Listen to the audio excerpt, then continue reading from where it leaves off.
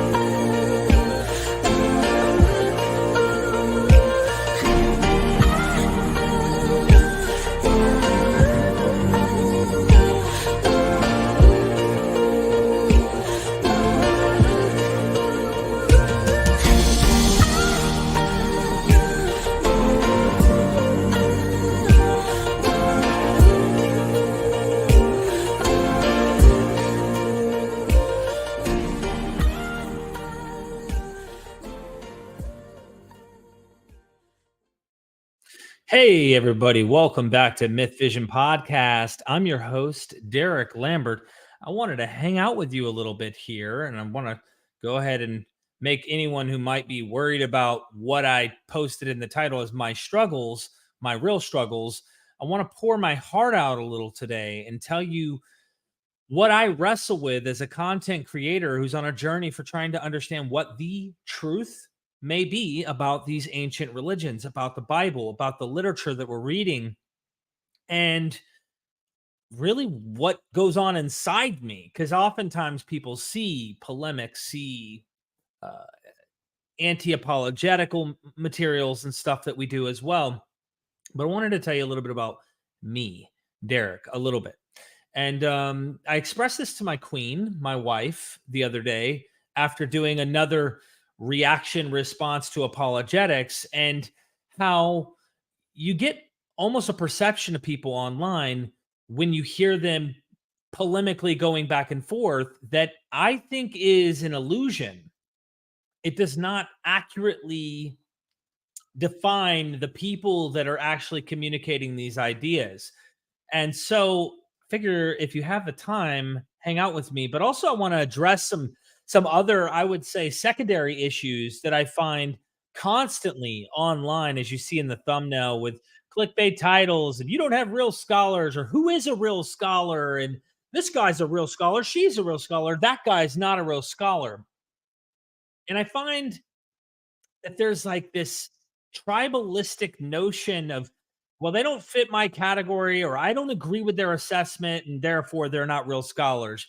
And so my definition is a lot broader in the sense that I don't have this, I don't go that defined, I'd say. Even within the secular community, you find people who are like, that's not a good scholar. We don't agree with that scholar. That scholar's not on board with us, and therefore the rest aren't. To give you an example, you'll find a lot of academics look for Jewish antecedents for almost everything in the New Testament. Almost. I would say most of the New Testament. They try to only look within a Jewish bubble, insulated from the broader Greco-Roman world, on how they would assess New Testament material. I think that's wrong. Now, I'm not an academic, so my word doesn't mean to nobody that's within academia, but I don't care. I'm glad I'm not trapped in that political, I must follow this path kind of view. And there are other scholars in different fields who struggle with the same problem. I wish I had the video pulled up right now to explain or let her. We had a theoretical, I think she's a theoretical physicist or a physicist of some sort, who describes her experience in academia and how it's politically driven and motivated to gear towards certain assessment. You got to kind of draw a certain bubble. You want it to be edgy, but you don't want it to be too edgy that puts you on the outskirts. And the next thing you know, you end up Dennis McDonald. And it's so sad. Dennis McDonald gets this negative perception. You'll see some of the interviews that are going to come out with him and Richard C. Miller that I honestly am irritated by. Whatever you make of his work, you don't have to draw the conclusions. He doesn't get a seat at the table, and they don't treat him the way that they should, in my opinion. But as soon as you put that, Jewish angle on it when it comes to New Testament material, and you give that kind of perspective, you kind of get a pass into the SBL conference and a thumbs up. And I just do not agree. I do see a problem in the field, and we'll cover that. So let's start with my struggles first, before we get into the secondary material, which is dealing with scholarship, which is dealing with what MythVision's doing, polemics, clickbait titles, the list goes on and on. I think there's a bit of bullying that goes on in social senses online, and I'm not falling for the crap. So I love everybody. I'm friends with so many scholars who aren't friends with so many scholars, who don't like other scholars, who don't agree with other scholars, and I don't care. Derek tries to carve his own path. I do not want to get into the polemics, and I do not. I think I can learn from all of them. In fact, I'll go to piss some people off. I could learn from more evangelical academics. I could bring on someone like Gary Habermas. While I disagree with so many things, there might be something I can learn, even if it's from a psychological point of view, where I'm like, well, if I pressed him and said, hey, why wouldn't you draw this conclusion? This seems to make more sense, don't you think? I mean, I could learn from anyone, is my point. And that doesn't mean I have interest in spending 2 hours metaphorically pulling my hair out of my head interviewing Gary. I'm just saying you can learn from anyone and everyone. And that doesn't mean everything that everyone says is accurate or true. We'll get into that. My struggles. My real struggle, why I bracketed on the thumbnail in red, my struggles, aren't all the things listed on the screen. They've never been my struggles. I just naturally go these paths. My struggle is being a human and empathizing with other humans who have crafted narratives and superstitions that may have naturally arose, or even in some way are invented, or a combination of the two, with death. I think about death more now that I'm not a believer than I ever have when I was a Christian. I took it for granted. I was going to heaven. I believe. Hallelujah. No worries. Don't worry. And in fact, I was so naive in my own thinking as a believer and a chosen one of God. Like, I was predestined to believe, and the Spirit of God lives within me, that like I would believe in my mind, or at least convince myself sometimes, that, no matter what path I can choose to go, like God's not going to take me yet. He has a plan for me. And that technically I could even push the boundaries if I wanted to do something risky with my life, and that God would save me. I had this naive perception because, well, when you read your Bible, you can kind of see some fantastical stuff about how adventurous the apostles were. And I'm a chosen one of God, just like they were a chosen one of God. And so there's a sense in which you get,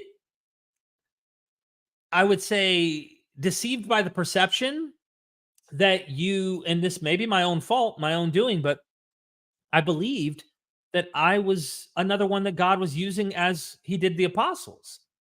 And so that perception was there, but I wrestle online with apologetics and people who are believers that I know are decent people. For the most part, there's probably some assholes out there, but for the most part, the people that I engage with are humans that I think struggle with the same fears and doubts and issues we all do. And I feel like when I'm doing these polemical videos and responses and constantly tackling what I would say are bad arguments that aren't consistent or most probable, you don't get to see my heart. You don't get to see how much I really do care about humans. If any one of these people, mostly men who I'm engaged with, ever needed me, actually said, D, I need someone to talk to, or I'm legit struggling here, or I need someone in confidence, or I'm hurting and something happened, or they were with me and a situation happened where they needed medical help, or anything, like, I would bend over backwards to try and help these people. And because it's such a war online between ideologies, it portrays this idea that we're kind of heartless toward each other and we're going back and forth. And so I feel like there's this disconnect from what gets received by the viewers and what reality is. And reality is, I imagine they would do the same for me. And so I felt like this is my struggle. And I told this to Dan McClellan the other day. It's got to be tough when he deals with so much misinformation. And when he's doing critical videos assessing flat earth or, whatever the endless conspiracy theories are that he is tackling or weird ideas, there's a sense in which you also have to empathize with the human that is maybe stuck in the superstition, misinformed, just not educated on these materials, or they have some type of, I would say, they're so deeply entrenched in that dogma and indoctrinated, they can't see. So I just feel like this human struggle inside of me, I need to express to you, because I get emails from believers who thank me for the work. They don't agree with my conclusion. They don't agree with this and that. And I love the ones who come in, they're mature, and they're like, you know what? I'm really glad you exist and your channel exists and stuff. And I know that you're a good dude, and keep doing what you're doing. I love it. I disagree with you, and I appreciate those. But then you get the haters. And the haters tell me I'm on the right track as well with half the stuff they say. But there's a part of me as a human that goes, man, this gets so heavy and thick in the debate or the back and forth that sometimes we lose sight of what we have in common as humans. That's my struggle. I want to keep critiquing. I want to keep being the person that I've been in terms of showing critical thought, but I also want to do these documentaries that aren't always as polemical, and they're more educational and fun and enjoyable. And I kind of needed to just unburden to you, the audience, and say, my struggles that's not consensus. Like, it irritates me sometimes. I might get bothered by it, but my real struggle is, how do I get the people in the world to know who I really am?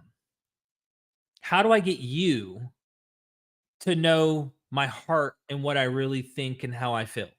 And it's not just rational stuff, critical thinking that I do, but like, as a real human who cares about human beings and wants what's best for the world and stuff. So it gets lost, and I wanted to express that up front. So before I continue, I needed to go and let you know where my thoughts were and how I felt about this. Now let me scroll up here. We got a super chat here too. Just going from the top here. Hola, Deb. Whatever you sow, you will reap. Benny Hinn's been in here for a while. I don't know if that's based off of the Benny Hinn that's like the rob you of your money preacher on TV, or if your real name's Benny Hinn, so forgive me. But you've been in here for a minute. Kevin, dude. Oops, what did I miss? Love you, brother. The first atheist president, harmonic atheist. Thank you so much, Tim, for being here, man, showing some love, hanging out with me. I needed to just let you know that I care. I do care about people, and I'm sure they do at the same for me. But I just want to be as honest and truthful with the subject matters I think I can be, with what tools I have and how I'm looking at the world and what makes sense in reality around me from our everyday experiences. And so thank you so much. Spank Flaps, how to overcome adversity. Okay. Hi, Ricky Johnson. Thanks for being a member, Ricky. Appreciate it. Hey, by the way, if you haven't and you're a member, go check out the latest documentary that is on monsters in the Bible. It is based on God's monsters, the book, but it goes a little bit into other things the book doesn't cover. Seraphim, cherubim, the origin of Satan, or the development of Satan, really, how that plays out, at origins, development. We get into Mott. We get into Leviathan in depth and show you some really cool stuff. And so anyway, go check that out. If you're a member or a Patreon member, you can see it right now. It is up. Other scholars would agree. Oops, I missed some. Octopus Red Waving. Jackie, good to see you. Keanu, good to see you. Yeah, it's tough. Gnostic Informant, my brother Neil. Thanks for being here and super chatting, man. It's only parallelomania if it's not Jewish. If it's Jewish, it's a fulfilled prophecy. And no, your opinion does in fact matter. You've been interviewing experts and studying the material for years now. Thanks for going to bat for me, man. I appreciate that. I'm saying that I'm no authority, as you know. But I wouldn't straw man the position completely and saying if it's Jewish, it's prophecy fulfilled necessarily. I would personally spell it out this way and, agree to disagree or whatever. For those critical scholars who don't think that it's prophecy fulfilled, but purposeful midrashic kind of method in rewriting or recontextualizing scripture because it's sacred into the narratives they find in the New Testament. But as you're going to see in a discussion between Richard C. Miller and Dennis McDonald about what's going on with mimesis and midrash, thanks to one of the Facebook followers who asked an interesting question. Is the New Testament doing midrash or is it doing mimesis? And the answer is it's doing both.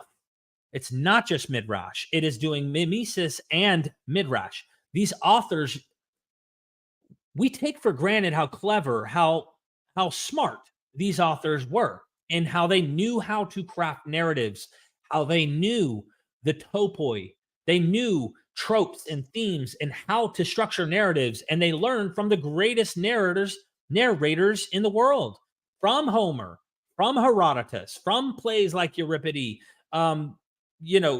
There's so many elements that they learned from the conventional Greek writings of the day. And to see how much Hellenism impacted the Jewish world, we really need to start seeing how Jews are now using Greek ideas in their thoughts when they're talking and when they're writing, especially when it's written in Greek. And so it's parallelomania to some who aren't persuaded that the motifs and whatnot are apparent. But of course, as you rightly point out, when you start showing themes like how Matthew's rewriting a Moses story, having Jesus a central figure, as soon as you pop in, the birth narrative is Alexander the Great parallel. Like there's some influence that seems to be from the birth of Alexander the Great on Jesus here in Matthew. We can't let that foreign Alexander the Great figure influence our thought on this Jewish gospel. How dare you try to push these ideas that are outside of Jewish thought? Are they outside of Jewish thought? At this point in history? I mean, when we look at Josephus takes the most central figure of the Jewish religion at the time, Moses. And what does he do? He has him die just like the scriptures say in the Hebrew Bible. No, Moses does not die. He's taken up and has an apotheosis.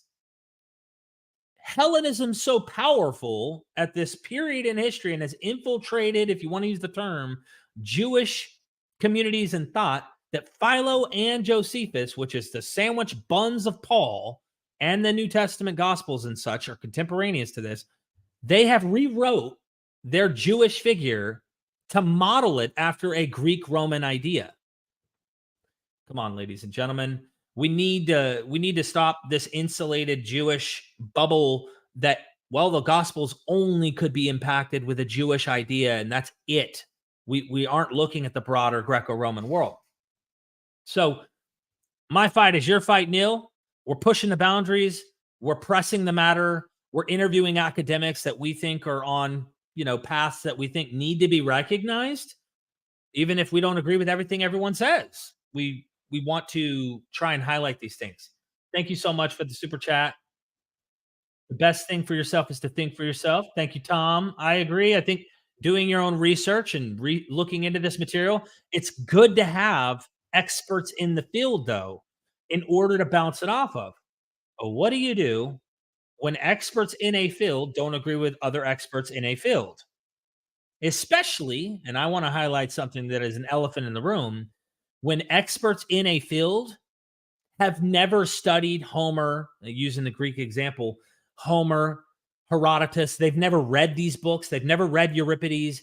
They don't understand from a classicist point of view how relevant, how prevalent, how it was the oxygen that people who learned to write Greek and speak and read in Greek, write in Greek, specifically write in Greek, would have had to know these materials, at least be acquainted with them in some way, shape, or form in schooling at the time. Like, pretty big deal. So who do you listen to? You listen to the people who only want to look for Jewish antecedents, or do you go to people who actually have some kind of expertise in researching those Greek materials when we're reading Greek New Testament ideas? I know it's easy, in my opinion, to turn the brain off and go, it is written. And you can find passages that are clearly what we would call midrash, but the narrative structure, writing these narratives, where do these stories, how come they do have such similarity to the motifs, to the tropes we find so prevalent in the Greek world? And this is what I want to highlight.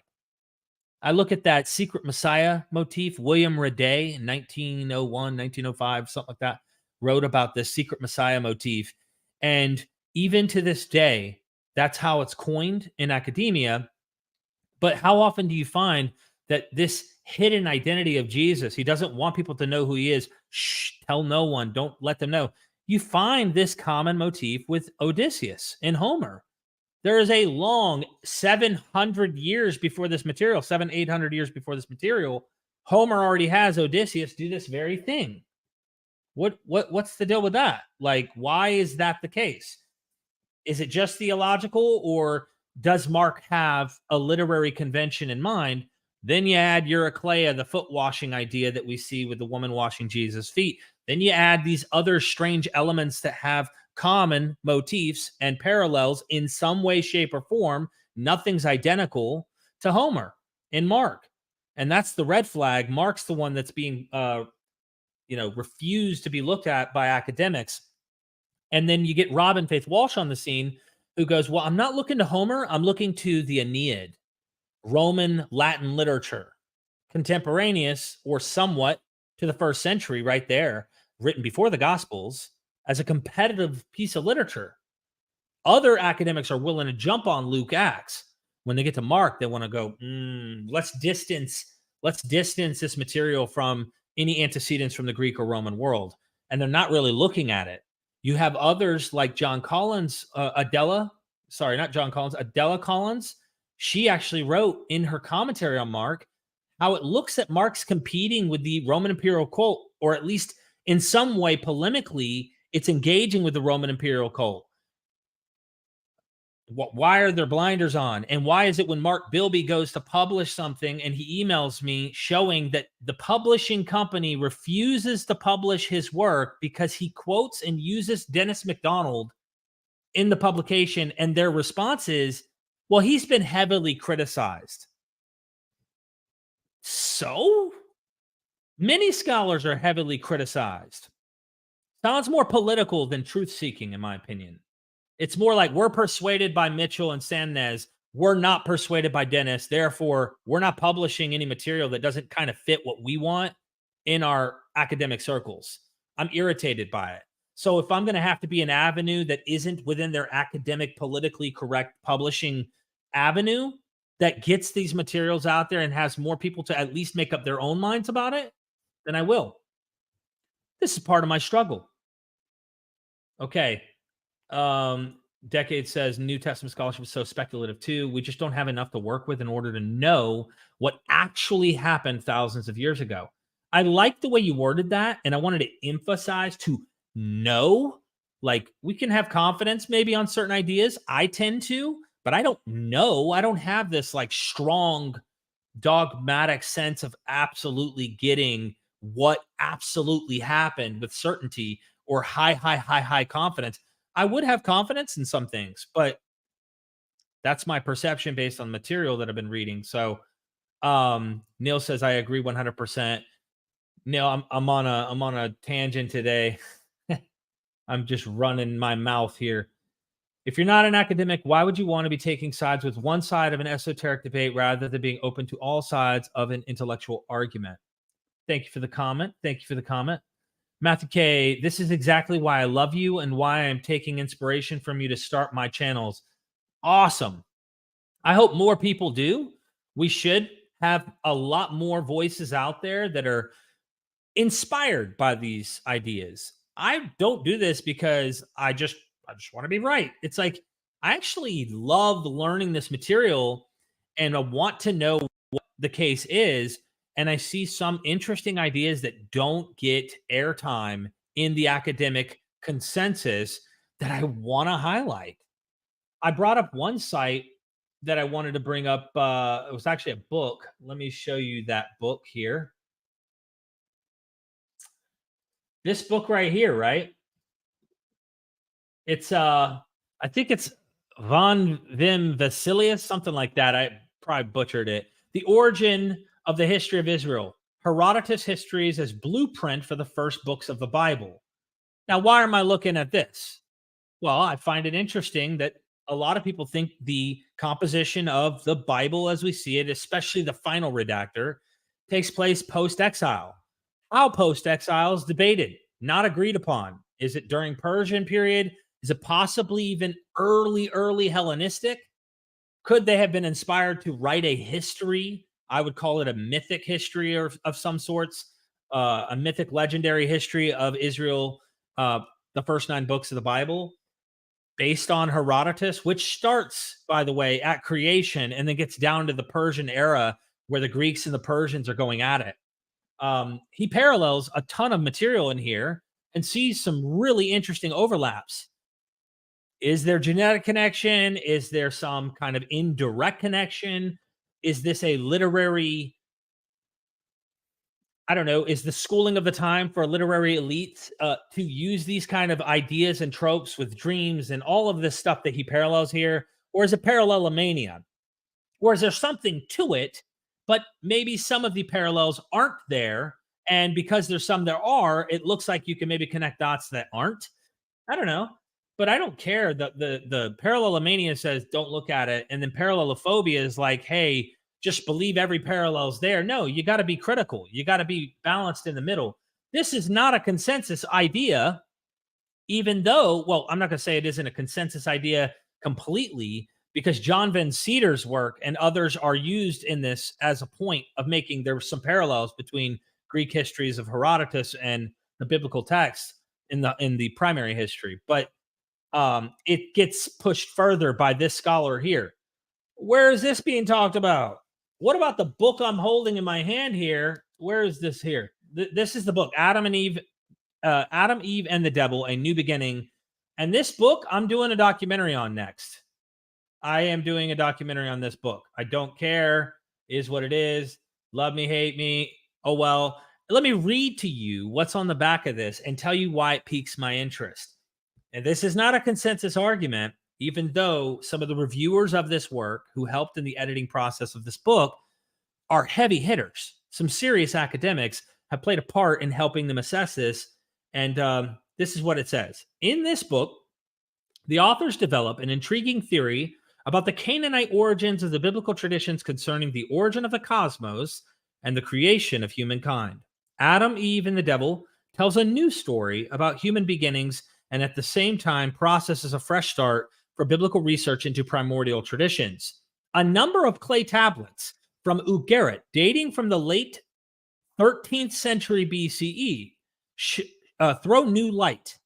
Corpel and Demore argue on the background of the first chapters of Genesis and the myth of Adam. In these tablets, El, the creator deity, and his wife Asherah lived in a vineyard or garden on the slopes of Mount Ararat, known in the Bible as the mountain where Noah's Ark came to rest.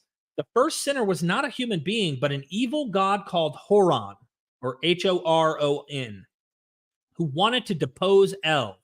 Horon was thrown down from the mountain of the gods, and in revenge, he transformed the tree of life in the garden into a tree of death and enveloped the world in a poisonous fog. Adam was sent down to restore life on earth, but failed because Horon, in the form of a huge serpent, bit him. As a result, Adam and his wife lost their immortality. This myth found its way into the Bible, the Apocrypha, and the pseudepigraphical literature, though it was often transformed or treated critically. Adam, Eve, and the Devil traces the reception of the myth in its many forms and also presents the oldest pictures of Adam and Eve ever identified. One of them on the front cover of the book. And this is the front cover of the book here. This is supposed to be the oldest image of Adam and Eve, according to them. And you see the tree symbolism. I think there's a serpent in that symbol. This is ancient. I think Ugaritic or something to that effect.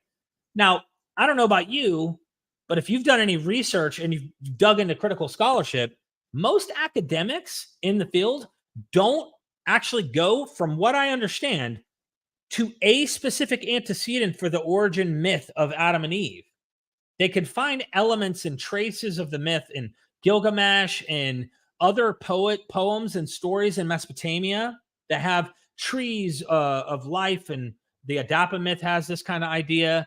You find the clay, that's everywhere, where God pinch off a piece of clay and they breathe life, or find ways of mixing things to make humans. That's so prevalent. That's everywhere. I mean, it's ubiquitous. But the other ideas of a serpent and humans and a sex act taking place, stuff like that, there's so much to cover. Why aren't we highlighting this? Well, the only way it's okay and acceptable is if this gets peer reviewed and everyone chews on it and says, hey, this is the case. I'm not necessarily going through that kind of process here.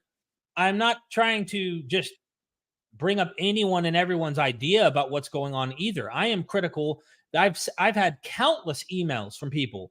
Please review this book and do a video on this, or let's talk about this book. And I'm not persuaded by what I'm seeing on the email, and it's not something that catches my attention or seems too out there in some cases. That's my own personal assessment, what I'm doing here. But this is a legit, interesting topic from how they're interpreting these particular tablets in Ugaritic that aren't being interpreted that way by other academics in some sense, and they think they've missed something. Well, I want to investigate. Did you know that not all the ideas that Francesca Stavrakopoulos says are as accepted among all academics in this consensus field? Well, I don't care. I like to actually engage in the material and see what she's saying. And overall, I think she's correct. This God is another ancient Near Eastern deity, right? And I think that would be consensus. Let's talk about the upcoming interview I have coming with Canada Moss. And I hope I'm pronouncing it properly, her name. But God's Ghostwriters. This book started it. It's fantastic. I'm really enjoying this. She did an interview on Bart Ehrman's episode. We edited it because we edit Bart Ehrman's podcast as well. And there's an interesting observation. If you look at Bart's face when she throws out some ideas, his face, when he doesn't agree with something, he kind of goes, kind of like this mean mug look, like he's not in agreement here. This is really odd. I don't know other scholars who are arguing this. Well, let's just say there's something interesting she highlighted that I've heard before from James Tabor, and that is the idea of Mary, the virgin birth idea. Is it consensus that Mary was potentially a prostitute? I know it's sensitive. I know it's controversial because that's that dirty word for a woman who works in sex work and stuff. Well, there seems to be an idea Canada Moss is seeing that Jesus doesn't have a father named in Mark. And if you read the genealogy in Matthew, 4 women in the genealogy in Matthew are women who we would call promiscuous in the genealogy of Jesus. These are women like the harlot in Rahab the harlot that is found in the Jericho scene. These are women like, I think it's Ruth. Could be mistaken, but there's 4 women that were promiscuous in the biblical account. And they just so happen to be in that line of Jesus. And some have noticed, man, this seems a little scandalous. Like, is it possible that Mary, out of wedlock, was doing things that are a bit not okay according to the law of Moses? And then you have works like Dennis MacDonald, who's highlighted what he thinks which this would put him at odds with some of the scholars, is that the woman who's being forgiven for fornicating, I think, or it's adultery, I think it's fornicating, in the scene where Jesus says, "He who is without sin cast the first stone," because he said Moses says stoner. Well, that Mary that is highlighted there could be, this is speculative, Jesus' mother. And so I'm not saying it is. She's not saying it is. Neither is James Tabor saying it is. But this is an interesting idea that you don't find out there. It's pushing the limits, pushing the boundaries. I want to highlight those interesting ideas because I think you could make it. I might even do a documentary on the whole virgin birth story for Jesus and highlight some more down to earth aspects that may give us some red flags. And even outside of the New Testament, how Jews kind of circulated this idea that it's Jesus. I think Jesus ben Pantera, son of the Panther, son of Pantera, which may have been a jab at him being a Roman soldier. The father of Jesus may have been a Roman soldier. I don't know. I mean, nobody knows, but aren't these fun things to explore? Maybe not if you have, this is sacrilege, this is blasphemy, this is sacred, we cannot do that. Dogma, right? So dogma maybe stops us. The existential vegan, thank you for being here. You are heretic. Absolutely, I am. Inquisitive mind, the ghost will always be looking out for you.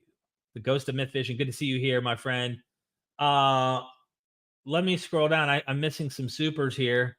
Oh, hi, Baron. Good to see you. Bro, you're a grifter and a con artist with no real convictions. Acceptance is the first step. Don't shoot the messenger. I'm trying to see that profile picture. I'm a grifter and a con artist with no real convictions. Don't you love it when people pop into your chat like that and just like it's interesting to just see. I don't know if a grifter would even highlight this kind of comment, but that is one of the complaints on this Reddit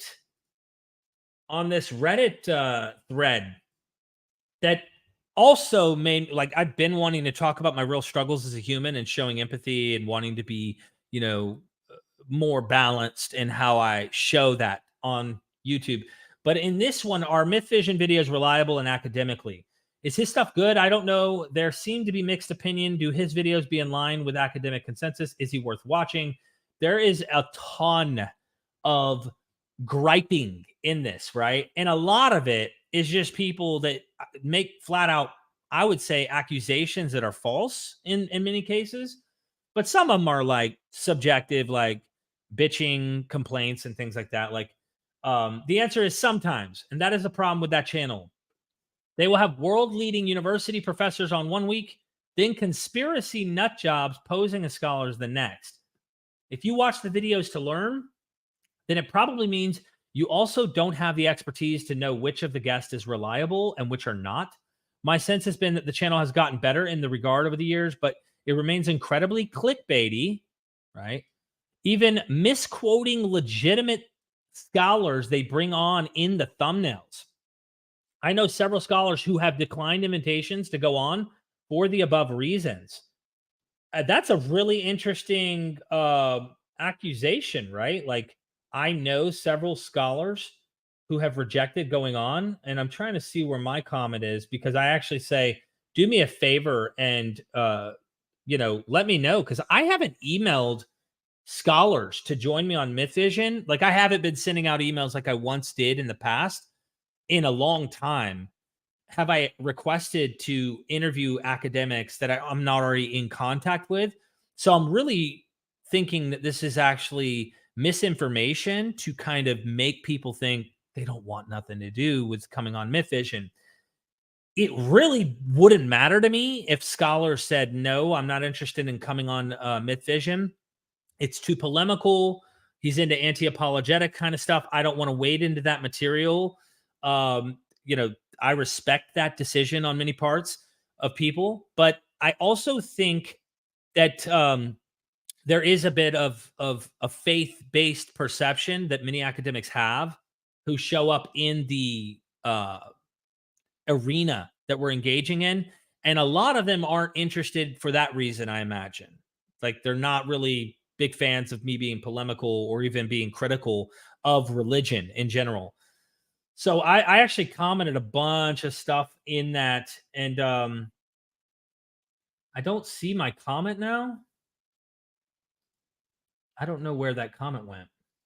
I don't know if they deleted it or if it's still there, because they do police that room, and they come up with all sorts of interesting things. One of the interesting things I was trying to get before coming on was getting the credentials of Kipp Davis, Joshua Bowen, and just having those to be able to spell out. But the smart fool, I've had him come on before, or he's commented on before, and we've responded to something of his criticisms of Dennis McDonald's work. And his answer to that was this. So the answer to this is independent on type of videos. When it comes to Derek, it's more about who he's interviewing. For example, he's got some great interviews with Dell Allison, James McGrath, and AJ Levine. And all three of them are people of faith, which I respect their faith. That's their decision. They should also respect my criticisms of it. They should respect my decision to think it's not true if they think it is. That's fine. And these scholars, I believe do.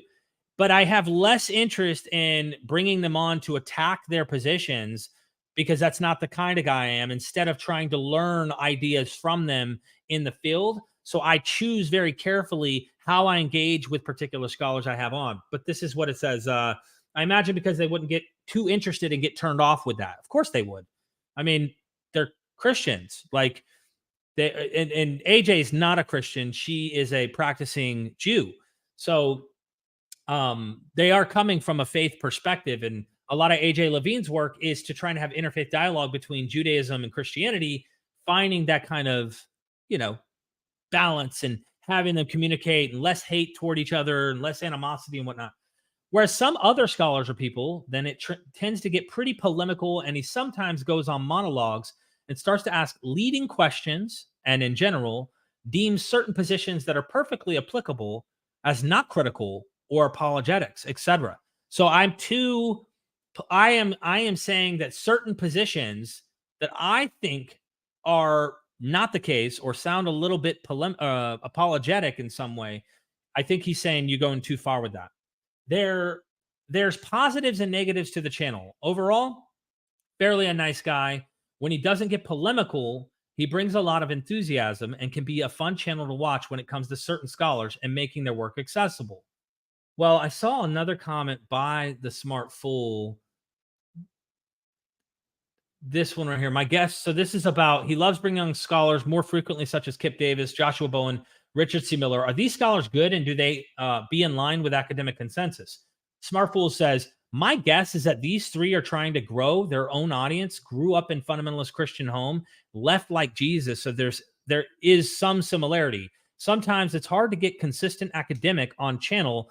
So I think it meant having these three add some regular scholars. Kipp Davis is the most legit of the three, as he has unlisted the most. Joshua Bowman, and it's Bowen, Bowen. So anyway, the smart fool pretty much just, I would say, is poisoning the well for people who are interested in getting into this. But this is everybody's opinion, and the opinions are tons of opinions. There's so many. But the idea that Davis is more legit, I mean, they're all legit. All three of them are legit. Like, if I were to say, all right, who's more legit as a Dead Sea Scroll scholar focused on Second Temple Judaism?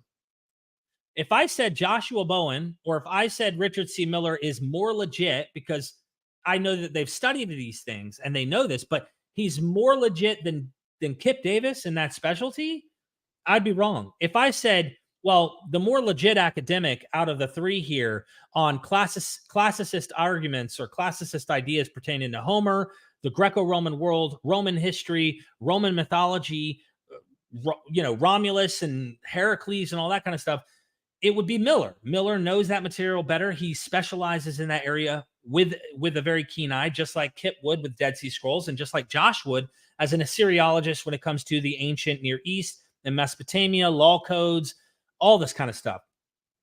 The idea that he grades, and there's several people in here who grade academics because they personally don't like them, is my opinion.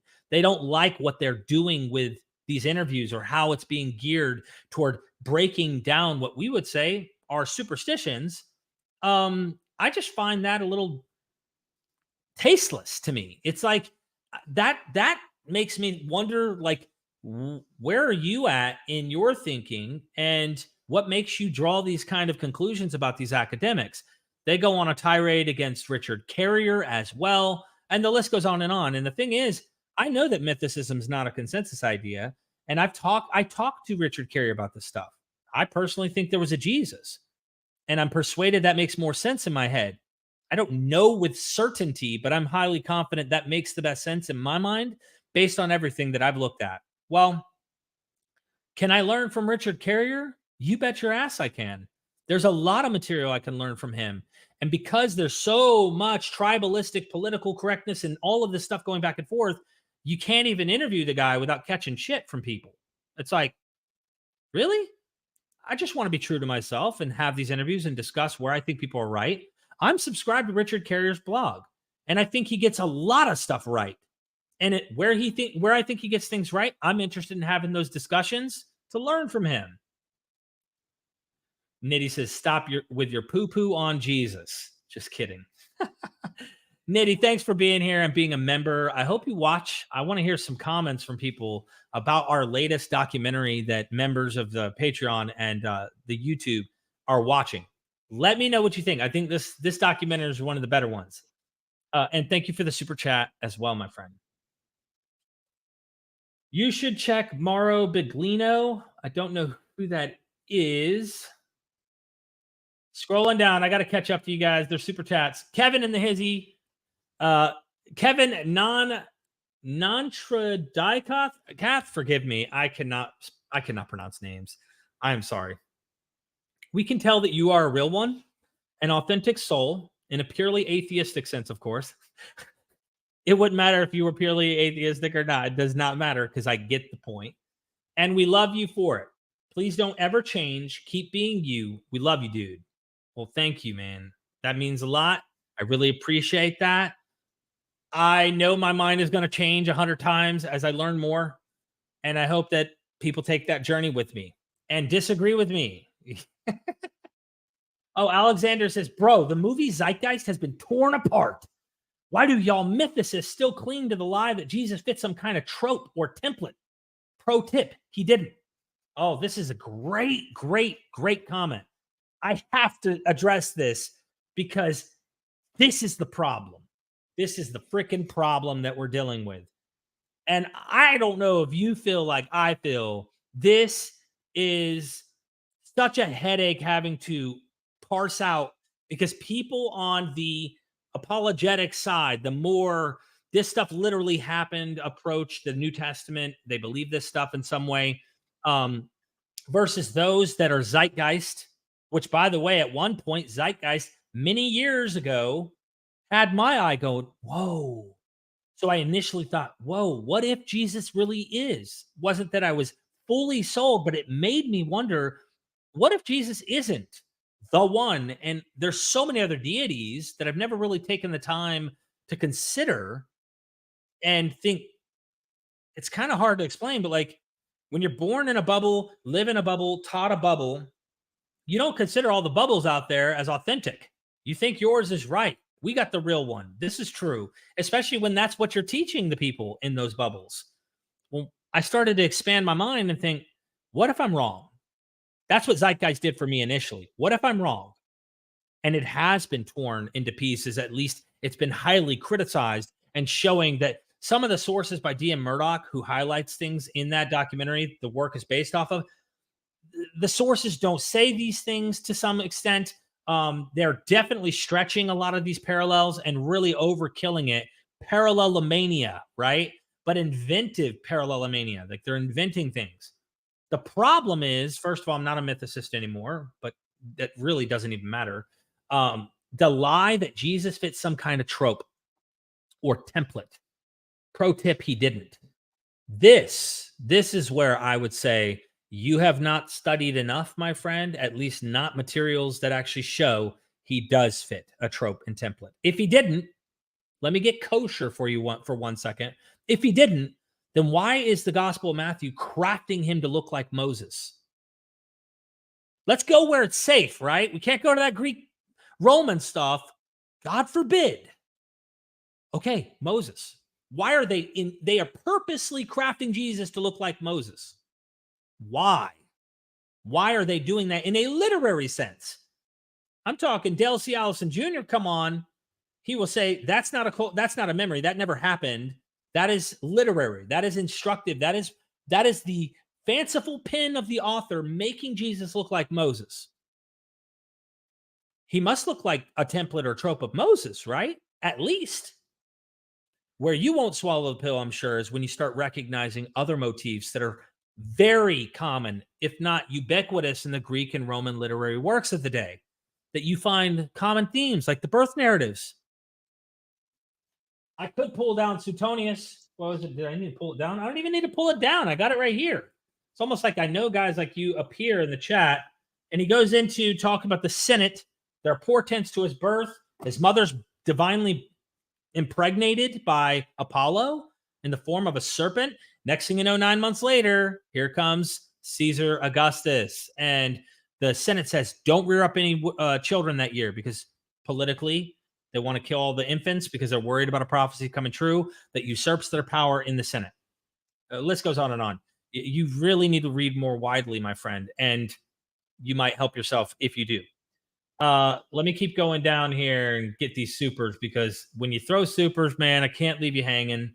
Dr. Andy says, we love your expertise and your big heart. You are enlightening in the best sense. Thanks, Derek. Oh, thank you, Dr. Andy. Appreciate that. Thanks for the love and the support. I don't know about the expertise. I'm an expert at grabbing information, and I do think that I would fit that, an expert at grabbing the information and putting it out there in front of you in an easier to understand way, I feel. So I'm pretty good at that. But I am not an expert in any particulars, just a jack of all trades kind of guy. Thank you for that compliment. Means a lot. A says, did the Atra-Hasis epic have influence on Judaism? Wow, that's a very interesting question. The Atra-Hasis epic? Well, I think it had an impact on Genesis, specifically in the flood narrative and what we see in the creation accounts. There's definitely something going on with Atra-Hasis. So I would say, yes, it had influence on Judaism in that sense. Judaism, though, we have to define, and I feel like the religion of Judeans in the Persian period and before, potentially pre-exile and stuff, is a completely different kind of religion. But even post-exile, we still see elements of it in archaeology and whatnot, of a polytheistic system where you still have a chief deity, but it's still polytheistic. Judaism becomes this specific defined religion, I think, politically by the time you get into the Hellenistic period. And then you're dealing with Maccabees, you're dealing with that period onward. So I don't know if the Atra-Hasis epic back here is influencing that, but I do know it's influencing the text of the Bible in some way, shape, or form. It has inspired these ideas. So thank you. I hope that answers your question. Okay. Desecrated Cake. Thanks for everything you do, Derek. I love the way you think. When I finish my fictitious religion for RPG setting, I'll send you a copy of its Bible. Thanks so much for the super chat. Really appreciate it. And by the way, speaking of, like, it's not RPG, but I don't know. I'm a video game guy. I like certain games. Fallout. I love that game. Bethesda. And the show is on Amazon Prime now. I just started it last night and I'm in love. But then again, I nerd out on that game and I love the Fallout game. Fallout 3 with the mother's favorite Bible verse being Revelation 21, 22, the living waters or something, and the whole post-apocalyptic world above ground, like the water's radiated and people are dying because they don't have water. It's kind of a fun fulfillment of prophecy. Abram Isaac Kaplan, forgive me if I butchered your last name there. Thank you for producing the best biblical criticism content on the web. You're doing God's work, even if you're a self-proclaimed atheist. LOL. We need more people like you who are willing to talk to everyone with an open mind. Well, thank you so much, Abram. I don't know how open my mind is. Just ask many people online and they'll say, he doesn't believe that Jesus rose from the dead, or he doesn't believe, Moses split the Red Sea at the power of Yahweh or whatever.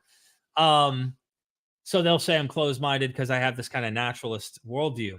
And in a sense, they're right in a sense. I mean, we all have bias, but I'm open-minded in the sense of it could be changed if something actually happened that showed that my worldview wasn't correct, especially when these texts over and over and over have this God actively doing these things in the real world according to the text. Just a tip, I have a documentary coming out. I'm still recovering from this. So Jaco Garika, forgive me if I butchered the last name. He's in South Africa. He's a doctor in Old Testament studies, and he's a philosophy guru. So he knows the philosophy as well as biblical critical thinking.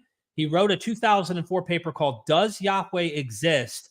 And it's all about like anti-realism to show you that Yahweh does not exist outside of the text of the Bible or any of the literature that writes about him.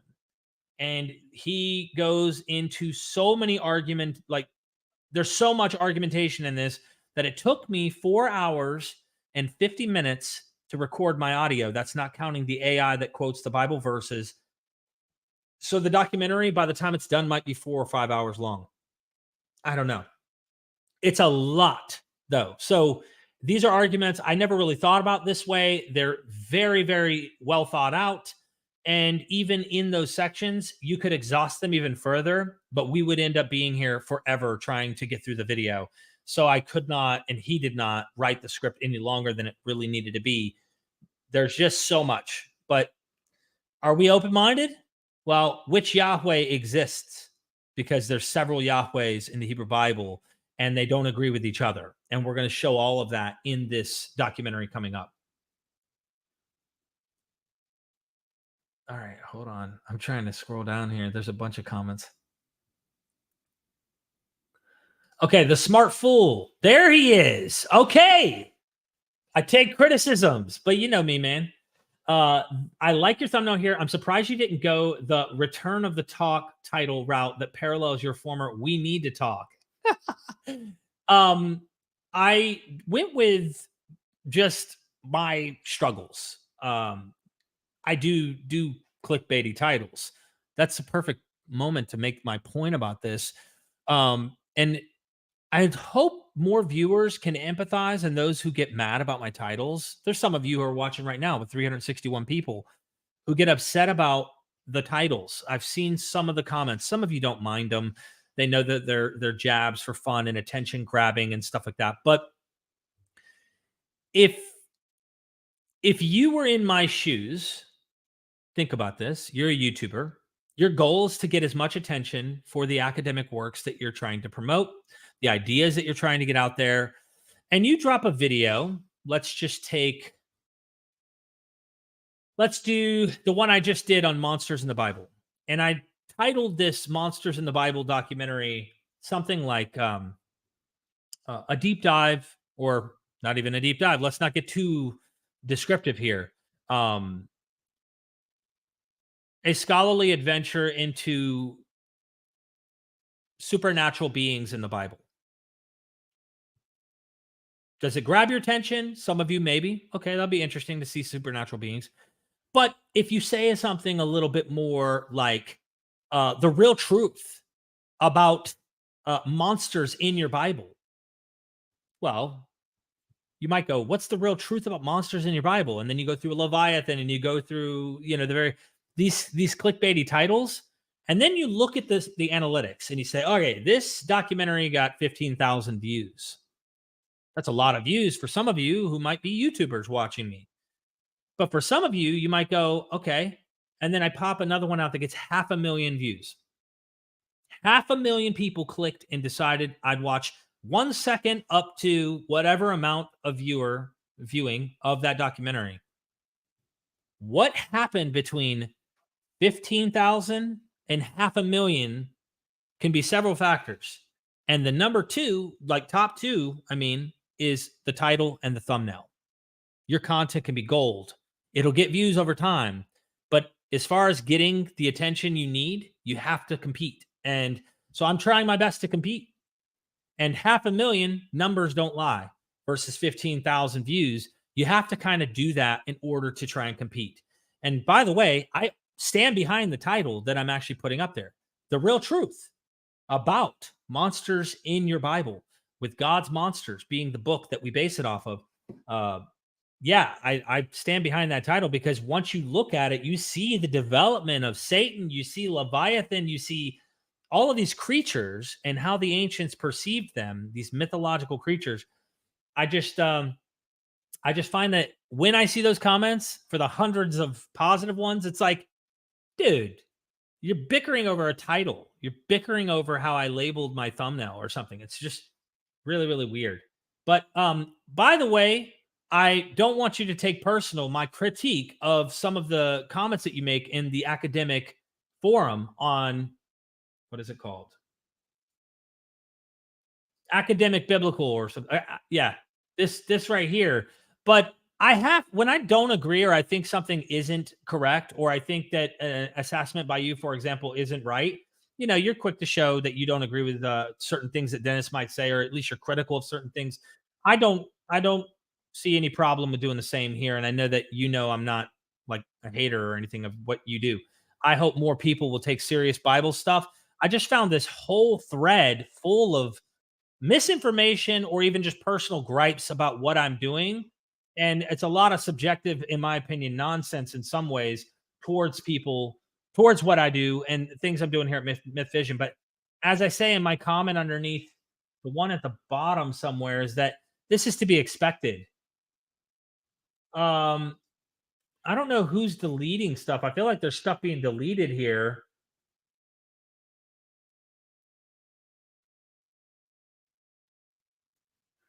Okay, I think I haven't read this. So, okay, I think it's worth starting off the fact that your channel is very frequently linked to here.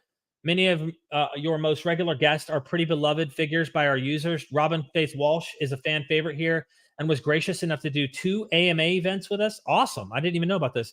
Most recently, we were lucky enough to have to host an AMA event with Jacob L. Wright, among many other scholars you've had on as guests. I know M. David Litwa, Canada Moss, Kipp Davis, Del Allison, and among many others are all loved by our subreddit, and even the more controversial figures like Dennis McDonald have their strong supporters here.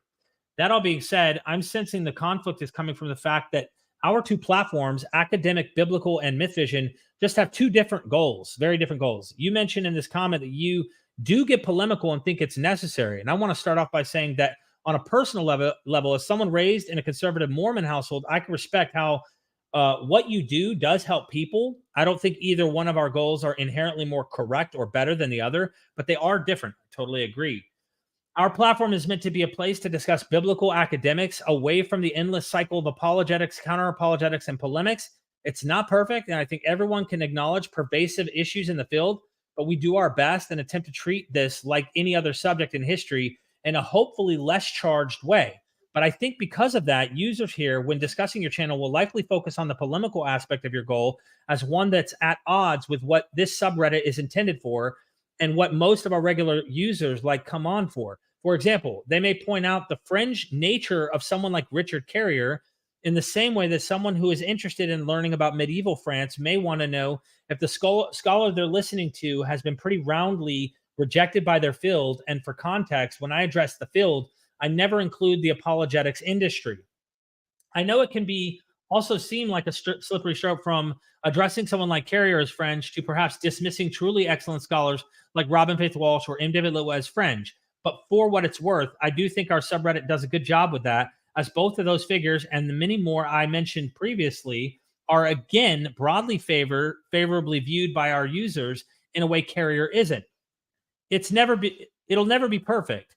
And we have a diverse range of users here who haven't vastly different views on things, but for the most part, I do think it works. When it comes to our different goals, though, as a bit of a test case, What you say near the end about working on a documentary showing Yahweh doesn't exist ontologically is the sort of thing that likely puts an asterisk next to your channel name when I get recommended here. Not that we don't have many atheist, agnostic, or otherwise non-Abrahamic users who would agree with you, but that is so far outside the scope of what this subreddit is here for that your channel ends up being hard to recommend in this specific space without qualifying it in some way. I hope I've made sense, and do hope as well that there aren't hard feelings here. I do think the overlap between the content you and your team produces and our subreddit here is often greater than the differences. I know that many users here, myself included, are sincerely grateful for the many interviews you've conducted with top scholars in the field. And like another commenter, as well as yourself, you pointed out in this thread, I think the quality of your channel has generally improved over time. I think, however, there's room for an acknowledged and respected difference between the broad goals of our two platforms and how that might influence the degree to which your platform would be endorsed as a resource for the types of users most interested in our own platform. Sorry for how long this all is. It really got me away from me. It really got away from me. Sorry. I very much hope you take care and that your channel experiences continued success. Yeah, thank you for that. That was awesome. I appreciate that. I do think that that might highlight one of the other problems in academic biblical, like you're dealing with academic biblical materials. And as highlighted by Ugaritic, which is the scholar who wrote Does Yahweh Exist? Ontologically, it's all based on biblical scholarship that he's making philosophical conclusions about. So you could find a way to pitch it, just highlighting it. But I find the problem is when you go to classicist, I don't know a single classicist that even has this sacred approach to Zeus. People aren't reading Ugaritic material, as far as I'm aware, doing any kind of apologetics in any way, shape, or form, and it doesn't influence the field on its conclusions about this. So sometimes I will notice things that I'm like, that's kind of being overly sensitive, but maybe that's because there's a living religion attached to this that's still there. And in some cases, I don't see that. Like John Collins quickly pointing out failed prophecy in the Bible, all this cool stuff that I love to highlight. I just want to call a spade a spade. And when I see that, you're going to get me reacting to people who are trying to push in the arena. This actually happened. And some people's fight isn't that. Some people want to just live in the land of let's just deal with scholarship and ignore the fact that there are massive influences politically, socially, and in the world around us from people who are strongly devout believers pushing their worldview on others, finding ways to, make what happened in the Joshua's conquest ethically okay because God said so. I came from that. So there is that background and many people relate to it. I just thought there was so much bickering on that page about what I'm doing. And there was a little misinformation. Even the person that I just read that quote from mentioned the person who said that I asked, it sounded like I asked to interview these scholars and they rejected coming on. I know they wouldn't tell me who. I doubt there's anyone behind that there's this list of scholars that they're aware of, but I don't email scholars. That's why I'm thinking, hold on, I haven't been emailing any academics. And this, unless you're saying years ago there's something, I don't really know. And that might have been when I had Bob Price on and I was full-blown mythicist and things I was interviewing and doing. So I don't know. But anyway, the smart fool, there's so much. I'd love to have Dennis McDonald respond to your critique on Mark and Homeric stuff. I sent it to him, wanted him to read it. I felt it was a bit pedantic. But overall, it's an interesting thought experiment to dive into. I see that the fight isn't Luke Acts. The fight is Mark. Is Mark aware of Homer in some way? At least the themes of the stories of Homer in some way. And is he using that to craft his narrative about Jesus? I tend to think that there is something there. And I would maybe even go to the Aeneid and say, how's the Aeneid using mimesis of Homer? Is it verbatim? Is it identical? No. And so the liberty and imagination of the author of Virgil that is writing the Aeneid to craft his story we know is using Homer, I tend to say we should be looking at this again and really at least not close the door. Disagree with Dennis all you want. Closing the door on the guy from having a seat at the table, that's what pisses me off. Anyway, thank you for showing up here. Audrey in Paris, I so appreciate the way you are still highlight different types of scholars or type of scholars. You are one of my favorite hosts. Love from Paris, France. Thank you so much. I really, really appreciate that.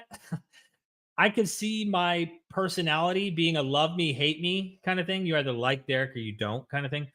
Um, what do you do? Yeah. What do you do? Thank you so much, Nothing. I love this kid. He lied and deceived people through his content. Oh, thank you, everybody, for all the positive stuff in the chizzy. We did okay. Mormon, no Mormon. No, I like the name. Okay, I am not an. Forgive me. I am not a. What is this site? I'm not a Reddit user. I have a Reddit account from back when I started my recovery channel like 8 years ago, but I am not like really acquainted with this platform. This was sent to me from a dear friend. They saw it, like, you should come check this out and see what they're saying. And I'm like, oh my God. Again, I hope it's not negative. And I go in there, and of course, most of it's negative. Only a few. I felt a few that were positive comments. It wasn't the best environment for MythVision, but this is to be expected. This is to be expected. I mean, we're going on almost 250,000 people, and there's a reason we're growing. But if you're looking for a completely, like, we aren't doing any polemics, we just want to do academic work and just highlight how Mark's using Virgil or using Robyn Faith Walsh, for example, or show failed prophecies, which I don't know how you can't dodge the conclusion that this means failed prophet. Like, when you do these kinds of things, you automatically start positioning yourself in opposition to the apologetic side based on that. And so I am in an arena where there is polemical stuff going on, and I decide to engage in it. That might get me in trouble with those who are like, we're high and mighty. We have no interest in even giving them any time of day. There's real people being influenced by these apologists. And so I guess I have a different fight. I have a totally different battle that I'm seeing. Like, hold on. If the Bible shows that Jesus failed in terms of apocalyptic expectations, or Paul, or Old Testament prophecies, and there's people out there who are like driving home that this did not fail, what's wrong with critiquing that, right? I know you're not saying nothing wrong on my end, but like, I don't get why that wouldn't be welcome in academic biblical discussions in Reddit if you're hosting it. I don't know why you wouldn't do it. Why not tackle bad, false ideas, or at least try to? You're willing to do it with Dennis McDonald's work. You're willing to critique these other academics that I've had on, but we can't do this to apologetics and show how nonsensical some of that stuff is. That's how I feel. Duran Childs, forgive me if I butchered your name. I probably butchered it in one or the other way. Why in the book of Mark was there a naked man in the garden with Yeshua? When he was arrested, should Yeshua have been part of the occult? So this is an interesting observation. Many have pointed out. There's even Morton Smith wrote, or at least says he discovered, the secret gospel of Mark, where there's this idea of initiation stuff going on, where the nakedness idea, even early church Christians baptized nude. There seems to be initiation practices at night that could have been done in nude.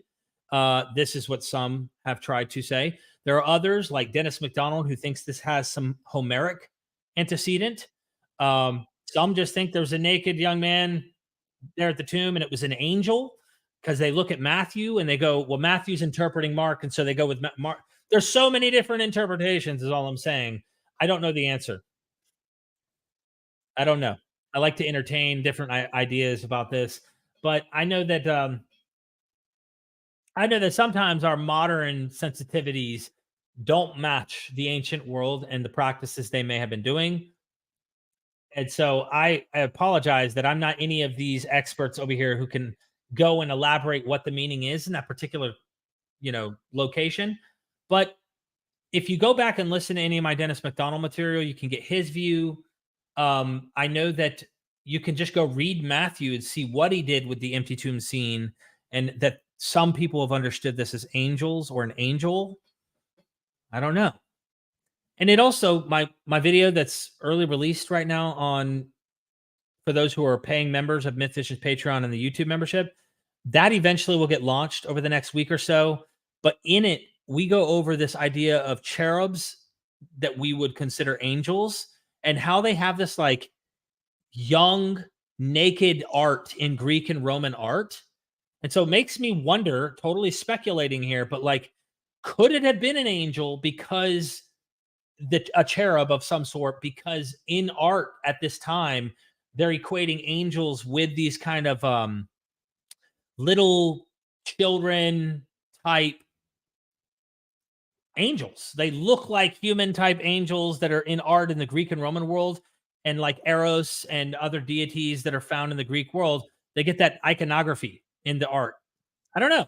I'm speculating.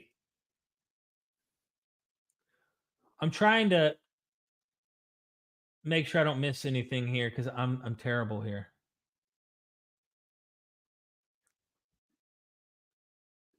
Scrolling down, forgive me. There's a lot of comments here. John Clark says, repent while you still can. Dan Rahan? It's like, I'm not the guy. I'm not the guy to pronounce everybody's names. I'm sorry. Thank you, Neil and Jacob Berman, helping me recover from Catholic traumas by bringing these ideas from the academy to the public. Well, thank you. Thank you so much for the love. And yeah, I think that a lot of the academic work inevitably makes one draw those kind of conclusions in some way, shape, or form. I feel like, I don't know how you can't find the conclusion based on what scholars are finding with the text, that we're dealing with, man inspired materials. That's what seems to be clear. Now, if one wants to have some type of theistic belief and whatnot, go for it. But I don't know how we can't draw that. We're dealing with human authorship and with human ideas. Mr. Donna 99, Derek, you just get better and better. Can't please everyone. No, I can't. I wish I could, which is also the struggle. But it's not just about pleasing everybody. It's about, being true to myself is my goal. And I do try the best I can to be that good human that I know I am. But when I think something's wrong, I want to go out and fight. Let's talk about this. I think this is an interesting point. JC in the house. Ezekiel 8 Saffron, not a book. Heaven rolls up. JC, thanks for the super chat. I appreciate the love. That's funny. Thank you. I appreciate the love, everybody. Lost fan in the house. Oh, shoot. I missed the intro. I hope we are still MythVision. Let me know, Derek, when you can. I love your work. You make the world better. Thank you so much. All of you make the world better, too. And in case you're still wondering, we are MythVision. Yes, we are. Welsh Backgammon. I am horrible with names. Don't trust folks who don't have Suetonius to hand. Well, to be fair, I usually have it here because it's one of the quickest go-to birth narrative that like really spells out portents, divine birth, and the Senate plotting a scheme to kill off the infants, just like Herod in Matthew's gospel. And so, yeah, there you have it. I like to pull up Suetonius on that matter a lot. Exit music, that's just like your opinion, man. Love your channel, man. Thank you.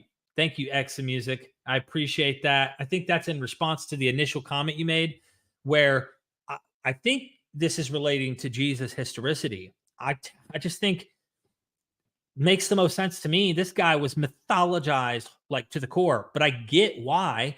I mean, briefly in a nutshell, The reason I became a mythicist because I saw so much mythology, or what we would label mythology. The technical term for myth is this really ancient pre-Diluvian. I think there's like a technical term, something like this, where way back here you're dealing with myth, and then after a certain time you'd call it legend. But either way, he has been mythologized, made into a legend so thoroughly that it's easy to get caught up in that and think the guy didn't exist. This is an invented cult. We're dealing with a lot of fiction. And then you can kind of go backwards and go, okay, hold up. Maybe there was a guy and this was something they would do to humans, is make them legends and invent these things about them. That's why I think I went that route. But I get it. I don't knock it. And yes, it is my opinion. And that's your opinion, right? Thank you for the love and showing me some respect. And if I've ever been hard on you in any comments in the past, I want to apologize. I get sometimes people that are fans that have been there from day one, when they come in and they say something, I'm like, say something nice for once, damn it. I don't want to hear critical this, critical that. Give me something positive from my family here. Sorry, being me. Lost fan back again. Bro, this live stream comment section is wild. Anyone who wants some redunk content needs to catch your live stream. Read some of the live comments. Wow. Redonk. I don't know what redonk is.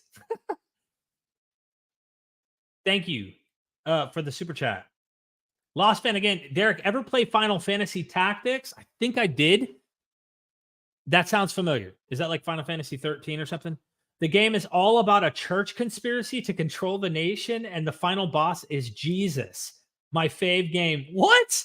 Hold on. What? I have never heard this. Final Fantasy. What is it called again?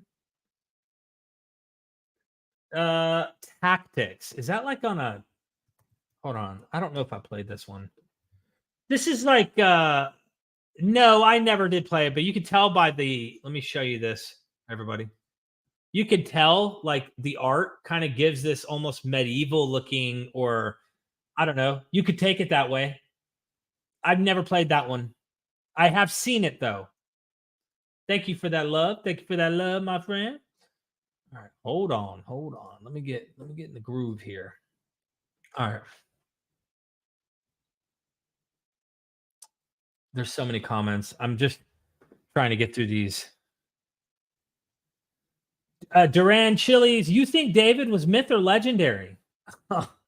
Good question. I don't know. I tend to personally think that what we're reading, period, without a doubt, is legendary, in the sense that if there was a David, and let's just take that what we found archaeologically, the House of David, written on an inscription, I believe it was, archaeologically we discovered that there was just some guy named David. That could be the case. And of course, they tackle on narrative, myth, or legend. But I'm also open to him being a completely fictive character. And there may be some antecedents for inspiration.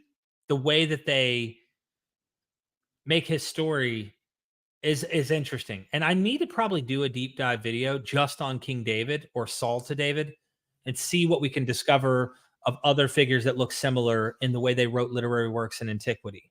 I'd like to do that. See what we can come up with. What do you think? Maybe I'd love to do a vote on that and get your thoughts, but I'd like to go deep into that. I really don't know the answer to these questions, as if I have the answer, but I am open to either being the case. The one thing I'm not convinced at all of is that what is written about in the stories of David happened as they're described. Just seems like really inventive stuff. Lost fan, try this clickbait. Top 10 reasons Bart Ehrman is cooler than like Mike Lacona. You won't believe number 3. Ehrman stop, big bad Bart. Oh my God. Yeah, that is the kind of stuff that gets people's attention, doesn't it? Thank you for the super chat, and maybe I'll do it sometime. Shannon Q in the house. I get around that by almost never posting videos. Shannon, you're smarter than I am. You are.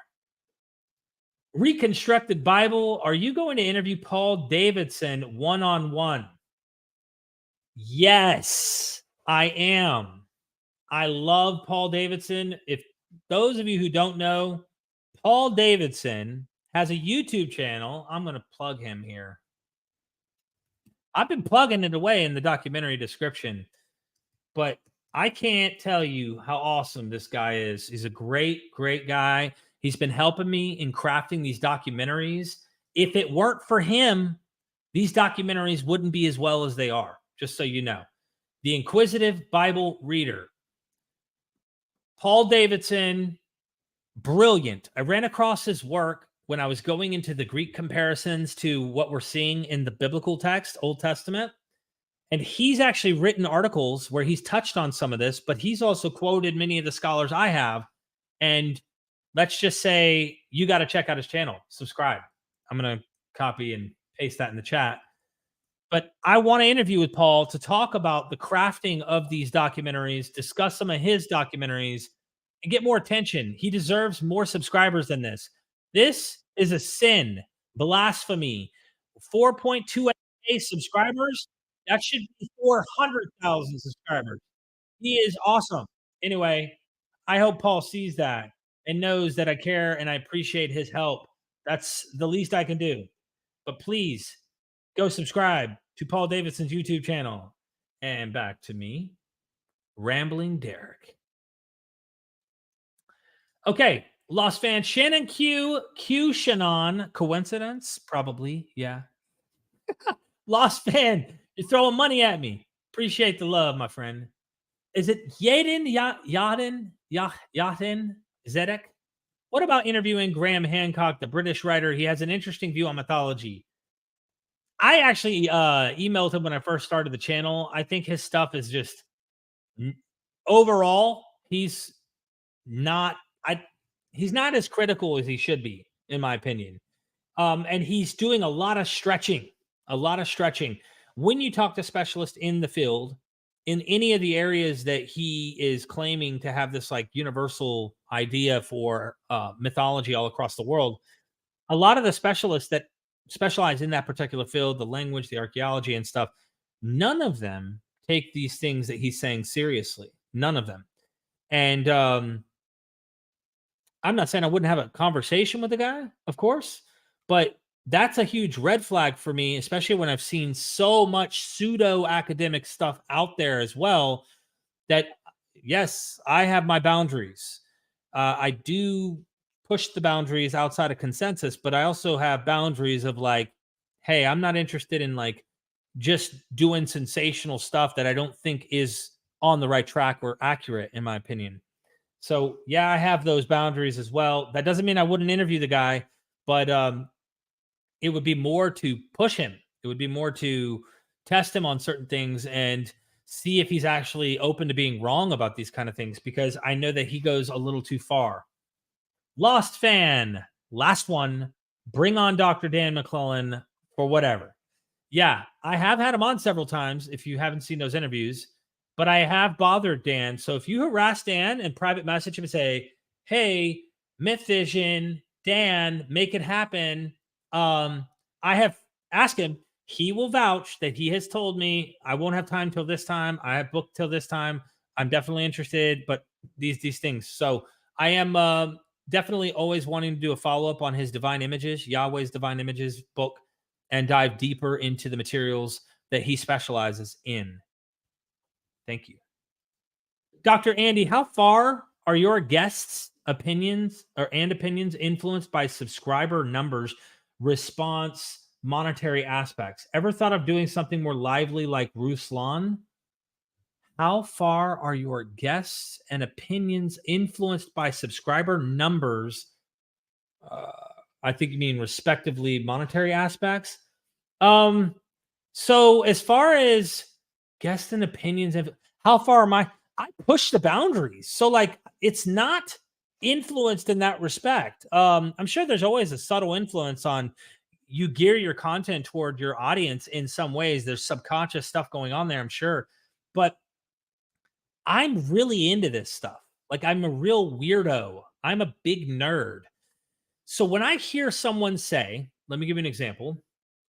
Derek, some scholar, von Wim Vasilius, says Herodotus's 9-book history of the Greeks and the Persians, going from creation down to the wars that are happening with Xerxes and King Cyrus and stuff, that is actually parallel to the biblical book of the 9 books we call primary history of the Bible, and that the authors of the Bible, or at least the final redactor or redactors that compiled this material, are inspired by Herodotus's histories. I know that that's a technical, weird, niche, not popular, not consensus accepted idea, and I love it. And I want to see if it's the case. And I want to highlight the parallels that they bring out. And I want to see what you, the viewers, think and have you critically analyze it and come up with your own ideas. So I think if I understand your question correctly, how far are what you're putting out there influenced by subscriber numbers and stuff? I think that the subscriber numbers have grown because of the content doing the documentaries. So there is a sense I need to make a living and I'm here to provide for my family. But I don't want to sacrifice my own passions and interest and truths just to get clicks, just to get views. As far as Ruslan goes, I imagine he does the same thing. He's interested in trying to grow his channel. He's more sensational than I am, I think, more clickbaity than I am. And of course, he's passionate about what he thinks is the case as truth. I totally disagree with him. I couldn't disagree with him more, but I think that's what he's trying to do.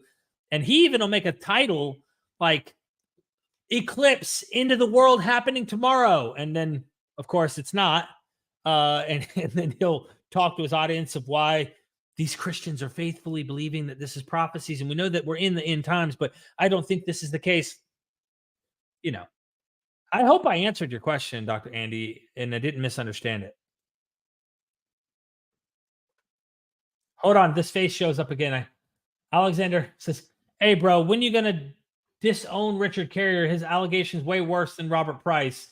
Of course, this guy is like a huge fan of mine over here, just constantly commenting these things. You love me. Don't lie. You know you love me. Just blow me kisses. Let's see what we have up in the hizzy. Scrolling to the next one. Mormon, no more Mormon, or no Mormon. Thanks for the response. I hope you don't get the wrong idea. We critique apologetics. We just don't do theology. P.S. Any plans for more Litwa content? So I'm glad to hear that. I am not hopefully, I mean, obviously, when you start seeing negative stuff, you can't help but be negative in response, or at least feel like, okay, what's going on? Everybody teaming up on me and giving all these critical things. And I haven't seen the page, like what you do and how many different pages there are out there that critique apologetics. I just know that it's happened to Dennis McDonald and others. As far as Litwa, I'd love to do more interviews with Dr. Litwa. But Litwa charges money to come on to do these interviews and stuff.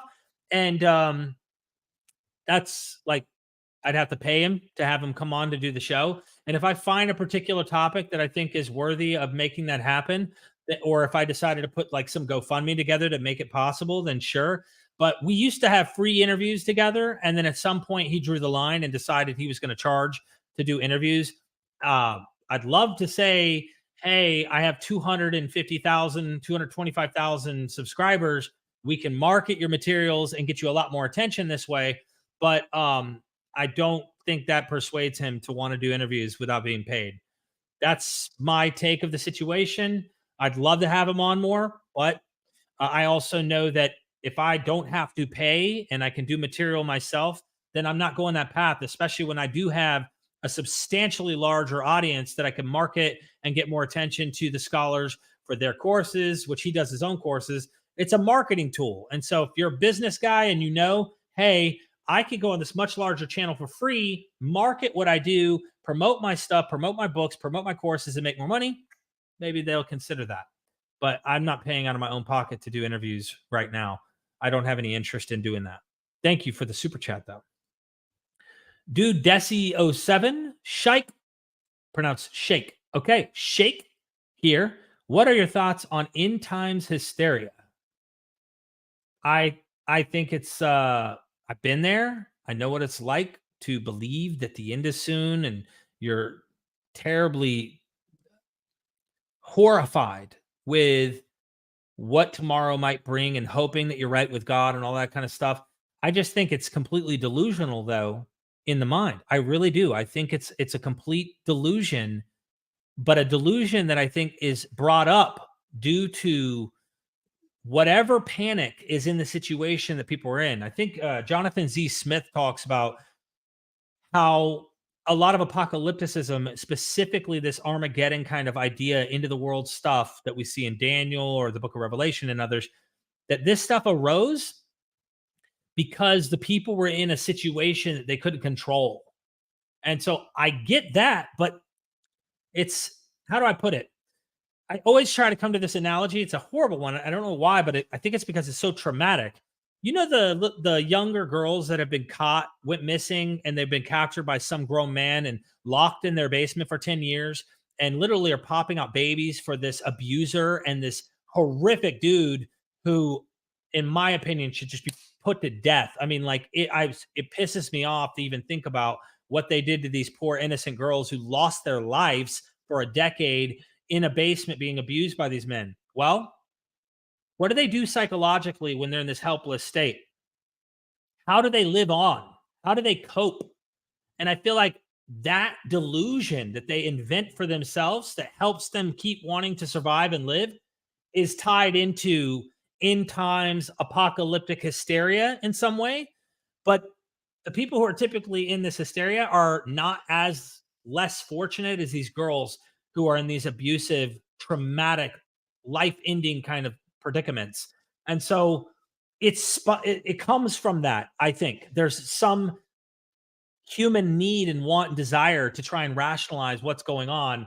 And so they hope, well, God can't sit back. The righteous judge of the earth cannot sit back and watch this evil continue. It has to be dealt with, and it will be dealt with. Well, that's why we get into wars, like one right now in the Middle East. Not us necessarily, but it could happen.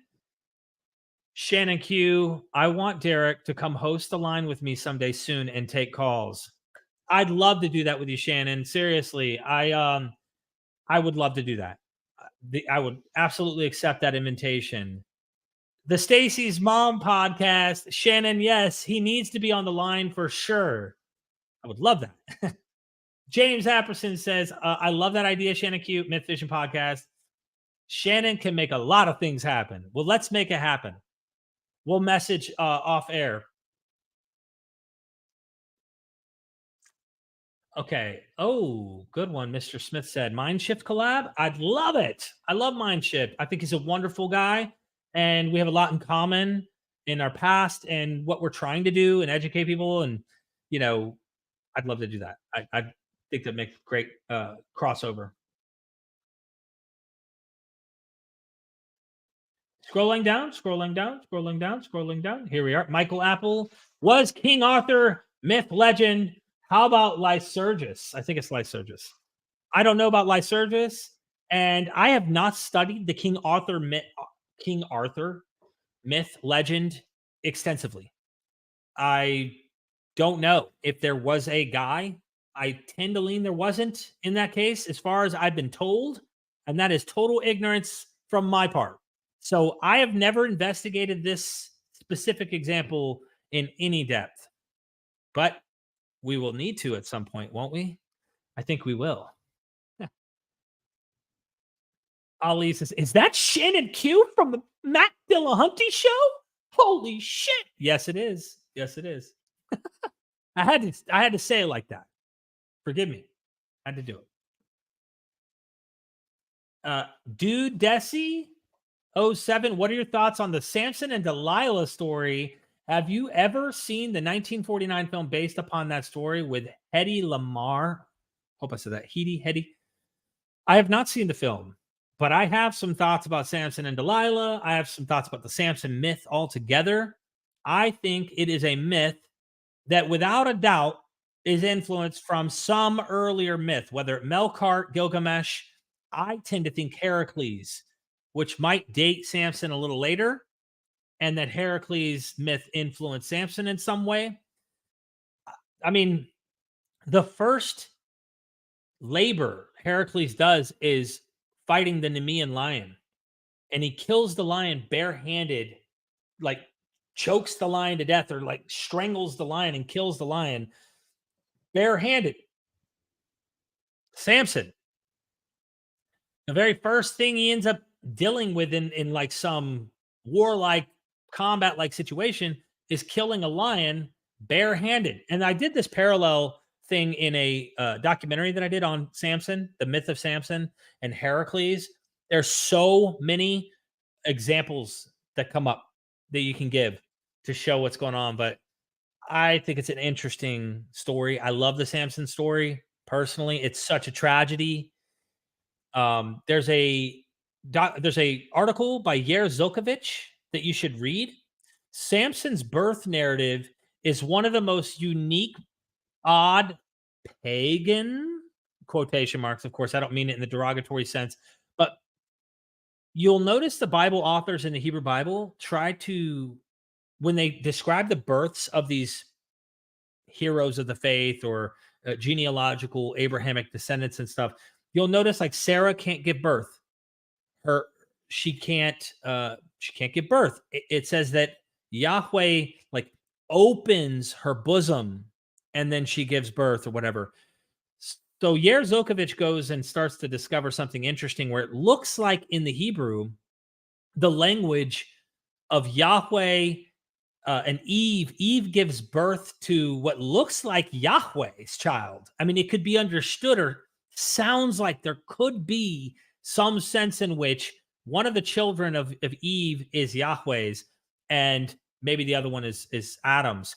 But there's an idea that Yahweh is the one impregnating these women. And the angel of the Lord oftentimes is a stand-in for Yahweh himself. He meets Samson's mother. Sad part about the Bible story with Samson is his mother's never named, but the dad is named. And she comes back and says, listen, the angel of the Lord visited me and said, I'm going to have a child and blah, blah, blah, blah. He'll be a Nazarite. So he says, next time you're in the field, come get me and I'll come out there and I want to hear what this angel of the Lord has to say. Well, she comes and gets him after she asked the angel of the Lord, don't move. I need to get my husband to come over here because he said to come get you or come get him whenever you come back. He comes, he says, all right, I need to know. The husband says, what did you tell my wife? Tell me exactly what you told my wife. And the angel of the Lord said, I don't have to tell you anything. I'm not telling you anything.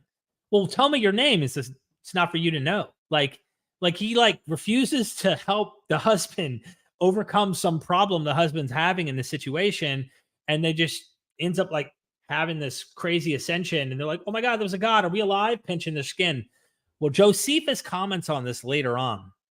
And when Josephus comments on this, he can sense in reading this that the husband is jealous as hell. And it's almost like a scandal that the angel of the Lord impregnated his wife. Well, we have these really wild passages in the law where it talks about a woman who gets raped in the field by someone or ends up having sex in the field. And Yair Zilkovich connects these ideas and says there's some odd birth narrative for Samson where she's in this field and is getting impregnated by the angel of the Lord. It's just this really wild story, and I love it. I nerded out for a while there. Lost fan, you say polemic a lot. Did Derek of 15 years ago use this word, or is this a new thing? Also, it makes me think of polenta type of food. Google it. I'm using the word polemic because I've noticed it has been being used today. So it's probably fresh on my mind from the Reddit page, polemic. And then I've heard it from other people as well. So that's probably why I don't often use that word, to be honest with you. Thank you for the super chat. I'll have to look up the food. All right. I need to go into the other side because there's so many comments. I need to make sure that I'm. Oh, okay. There's one more. Where did the ancient Israelites come from according to secular history? So according to secular critical scholarship, there have been several hypotheses by academics, but the going consensus is that they were people within the land, maybe some from outside of Canaan. They were Canaanites within the land who ended up forming their own tribal unity of Israel. And that this technically Israelites were Canaanites. In the simplest of terms, Israelites were Canaanites, and maybe some outsiders brought ideas in, but this is typically what the consensus is. And William Deaver and several of the other Israel Finkelstein and others, they clashed their ideas, but they came to a pretty strong consensus that they were Canaanites, and within Canaan ended up having this tribal formation and uniting over certain ideas in their tribal community that ended up making them identifiable as Israelites. And then you have Judahites that spawn later, it seems, at some point out of this, that is related to Israel and the Canaanite pantheon of El, Asherah, Baal, the whole nine. So there's this interesting evolution. If we had a video camera and we could just play it, I'd love to see what that looked like exactly. But that's what the going consensus is, according to them. Thank you. I think I caught up. I think. Okay, I think. No, I didn't catch up. Jesus tells. Jesus of Nazareth is an update of Jesus done, Jesus, Jehozadak, and Elishua. It's like Spider-Man being based on Spider-Man. It is myth. I mean, I tend to not go that route necessarily. Jesus is a title as well as a name. It could be used as a title. And I do think that that's how it's being used in Matthew. It talks about the angel tells Mary or Joseph that for your son shall be named Jesus or Joshua, for he shall save his people from their sins. The name kind of tells you what he will do. And so that sounds like a title, but there were many, many people named Jesus. And Paul, earlier than these Gospels, is talking about a man named Jesus. So I don't go the full-blown mythology route, though it could be. I'm not persuaded that it's the most convincing. And yeah, that's just years of listening to different ideas, and my mind always moves with what makes the most sense in my head. And this might make the most sense to you, but I tend to think this is just my assessment. You got Rome, that is well known for crucifying Jews. Like, it's all throughout the literature. Philo, Josephus crucified Jews, and the rebellions that were rising up, they had to put those down. Jesus sounds a bit rebellious in the Gospels, at least an undertone of some kind of revolutionary that is politically standing against the cultural elite within the Jewish communities. If he actually went into a temple like what we see of Judas the Galilean cleansing the temple, if Jesus did anything like that, that's like what was it? October, not October, but the Capitol building, like invading on the Capitol building or something. Like, you're doing some serious political jab there, you're going to get your ass killed and you're going to get crucified. It doesn't take too much for me to think there's something there, and they made a hell of a story out of it. My thoughts. JC, thank you for the super chat. Why is a crocus in the crucis? I don't know. I don't know. Is this for me? You're tagging someone else. Let me see if there's something I'm missing here. The name is Rennes.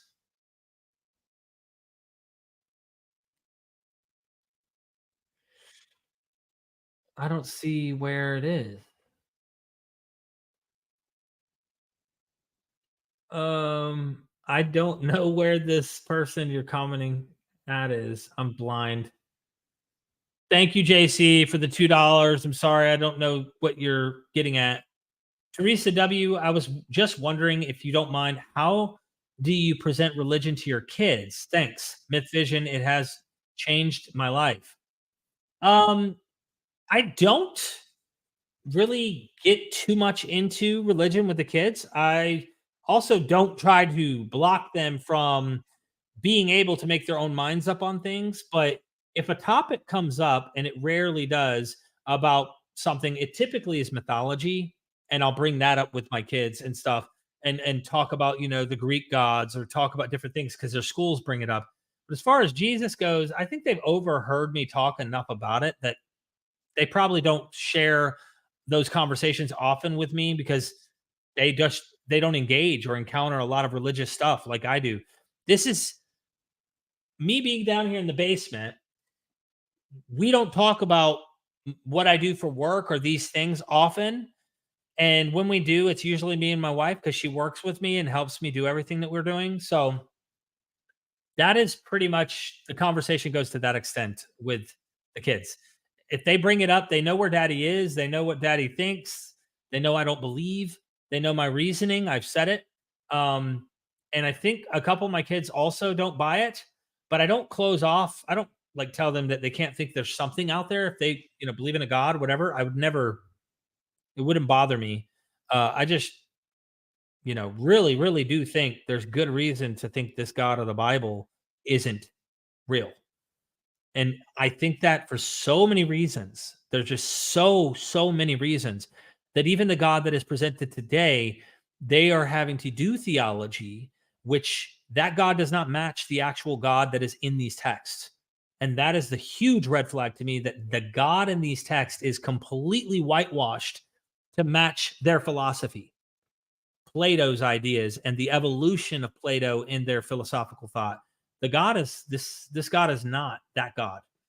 They'll find, verses that they might highlight and go, "Oh, that matches what I think about my God." But overall, I'm pretty convinced at this point.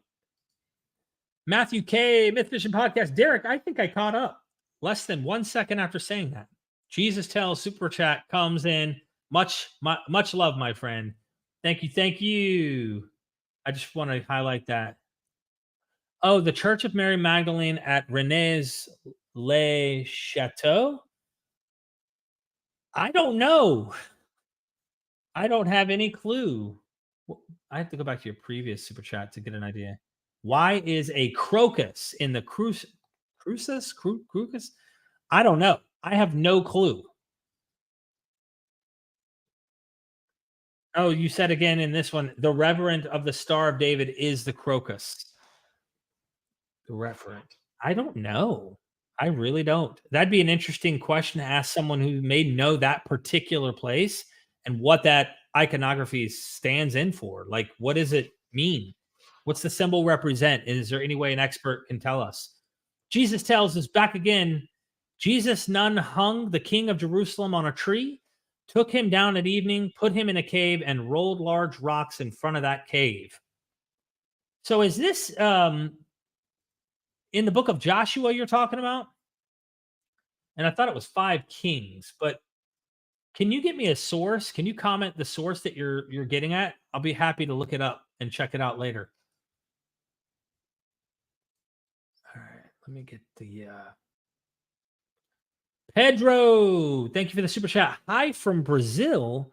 I'm starting this idea to present mythicists from US in Brazil. Dr. Carrier will talk to us on the 18th. It'll be cool to have you too. The 18th. I don't know. The 18th of this month? I doubt I'll have the time. What is it? Oh, that's way too early. Pedro, I'm sorry. I'd have to plan out the talk, and then it'd have to be planned out in advance. There's no way I'd be able to make something like that happen that soon. But I'd love to have the conversation. But if you didn't mind me popping in my own personal ideas and thoughts, I'd love that. As long as you didn't mind me bringing my 2 cents to the table. But me and Carrier, we get along well, and we would work fine on an episode if you ever wanted to have us together. Ryan Penny, thank you for the super chat. Would you say you're mostly trying to just show as many alternative explanations as possible, which the church suppresses? It's a good question. really good question, and thank you for the super chat. I'm not saying I'm trying to give as many alternative explanations, because there's probably several I never get around to, but I would say I'm trying to give many, not as many alternative explanations that I don't think get, first of all, they don't get revealed or even highlighted by the church in general at all, but also don't get airtime in the typical consensus of academics in the fields. Like, these are academics that I'm highlighting the works from. They're not academics. They're not like PhDs, they're PhDs. Like, these are people who are really, really smart people. They just aren't in the groove of the most popular ideas that are being circulated by the typical scholars in the field. And so that is one of the things that I really like to do. And the reason is I think they have aspects of their work that ring true in some way. Whether they're completely true doesn't matter. For example, if someone makes a case, let's say the one I talked about, Herodotus in the Old Testament primary history, and they say, I think there's a genetic connection. They could be wrong about the genetic connection, and it could still be connected with almost like a middle ground, that they're influenced by another source that they have in common, or some other explanation could make sense why their literary aspects look so similar. And it doesn't necessarily have to be genetic. I still want to interview. I still want to talk about those things, because none of the scholars in the field that I am interviewing or that I'm aware of in the scholarship are talking about these things. That's why. So the other thing is I also think it's far more plausible, the things that I'm presenting, than what the Christian belief system is trying to sell you. Jesus rose from the dead. If you don't believe, you're going to be eternally damned. This kind of idea is nonsense to me. And so what's more probable for why the empty tomb is empty? Because a guy really rose from the dead. Well, that's what they want you to believe. What's more probable for a guy, Jewish guy in the first century, floating up into a cloud? Because he actually floated up into a cloud. It says what it is. That's what's most plausible. No, I would say not. And I would argue there's so many reasons to say that this is legend and go down that path. That's kind of what I'm trying to do. I hope that answers your question. But like, I want to highlight those things because I know my good friend Apologia, Shannon Q, was in the chat. I don't know if she's still around, but Apologia has a naturalist explanation where he's trying to factor in hallucination models and explain things about 1 Corinthians 15, eyewitness testimony. Well, what about considering what Richard C. Miller says about this? Why not take into account that there were many eyewitness fabricated accounts of Caesars after they were dead? Eyewitnesses came forward swearing they saw him on a road. That sounds familiar. 2 places in the New Testament, you find this interesting appearance tradition on a road. One, the road to Emmaus, with the 2 disciples or apostles, whatever you want to call them, with Jesus in disguise appearing to them, and they don't know that it's him. Finally breaks bread and his identity is revealed. And then the road to Damascus with Paul. Eyewitnesses on a road sound familiar? Well, that was already going on with the Caesars and happened with Romulus. So that seems more probable than thinking this one happened and those aren't true. These other ones didn't happen or aren't true. Come on. Walks like a duck, talks like a duck, baby. JC, the crocus is the sign of Jonah. Okay. Well, I would say that why? Why are you asking me why they would have that in the Church of Mary Magdalene? Why is a crocus in the crucis? I probably butchered the name of that. The Church of Mary Magdalene at Rennes-le-Château. The referent of the Star of David is the crocus, and then you say the crocus is the sign of Jonah. Well, we see in the New Testament, just as Jonah was spit up after 3 days and 3 nights, Jesus in the heart of the earth will resurrect.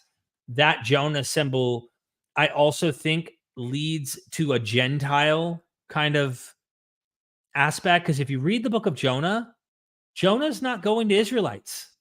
He's going to non-Israelites. He's going to Ninevites. He's going to people who are not Jews. And so this becomes a symbol, I think, of early Christianity for Paul, for the Acts, for the Gospels, not only for the sign of a miracle of 3 days and 3 nights that we see in the Jonah narrative, but also on what its pragmatic applicability in this visual is of going to non-Jews. And that's why, if you look in Acts, that strange place where Paul's converted, and then next thing you know, Peter has this vision of these unclean animals, and then God says, these are clean animals. I wrote this in my article, the minimal doubts, something like that. Minimal doubts. It's on academia. I wrote the article.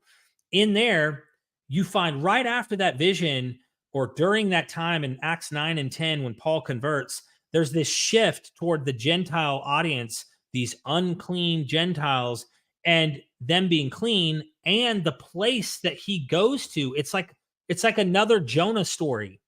So Jonah is like a huge example in the early church for not only resurrection after 3 days and 3 nights in that motif, but going to the non-Jew, which is driven home. I think that would maybe play a significant part.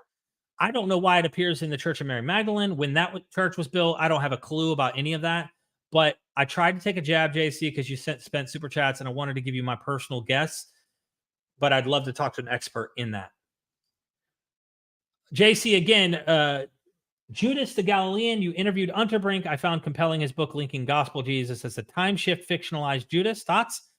I don't think it necessarily has to be that complicated. I think Jews were doing this. Josephus talks about Judas the Galilean doing this at the turn of the century around Herod the Great. So this is before we get into,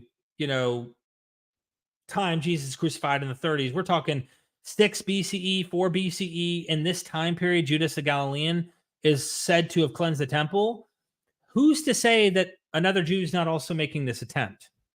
I mean, several messianic figures are like doing crazy things, believing God is going to come and intervene and make them, destroy the enemy, the whole nine, the apocalyptic ideas. And so I don't necessarily draw that you have to connect it to another character in order to make it make sense. If you wanted to make sense of it, saying I'm a mythicist and I don't want Jesus, where I want to find examples that I can just say, well, why does this look like a historical situation?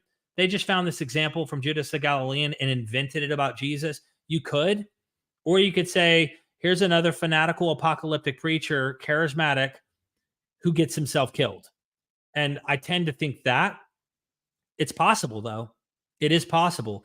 How many academics ignore the idea of a connection between there are 3 people on the cross in Mark and the 3 people in the biography of Josephus, where he has 2 of them taken down, or 2 of them die and 1 survives. I can't remember exactly how it went, but this gets mentioned from Joseph Atwell. And of course, not many scholars that I know of think Mark is using Josephus' biography to describe an event over here in Mark, and they're just lifting it and using it. Not many do.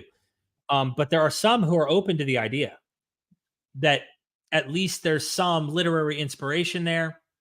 I don't know what's the case. Tina, I think Jesus was an observant Jew, a messianic preacher, and he thought the end was coming soon. The Romans killed him, not the Jews. Could be. Could be. I think that too.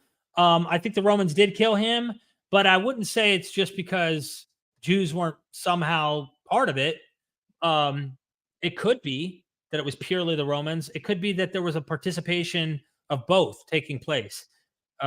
Romans are going to kill anyone who's a political insurrectionist, especially if you're in a public place, potentially doing what Gospels are describing of whipping and turning over money tables. You're asking to get killed, especially in fervor, like the fervor of the holy days. You're dealing with a time when national identity and exodus from Egypt and this idea of being freed and having us as a nation rule the world as the prophecies foretell and things like that. There's a good chance you're going to have yourself killed from doing something like that. I meant other day a conversation with just you.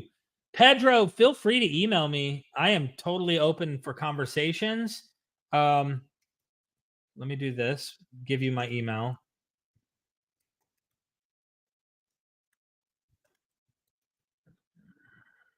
There you go. I just posted my email in the chat. Feel free to email me if you want to set up something and I can look at my schedule. Make sure the queen is good with it first. Jesus tells, much love, Derek. Elishua means El saves. He fed multitudes, raised a dead child, split the Jordan, healed the blind man, and a man with leprosy. Old Testament Jesuses. Thank you for the super chat.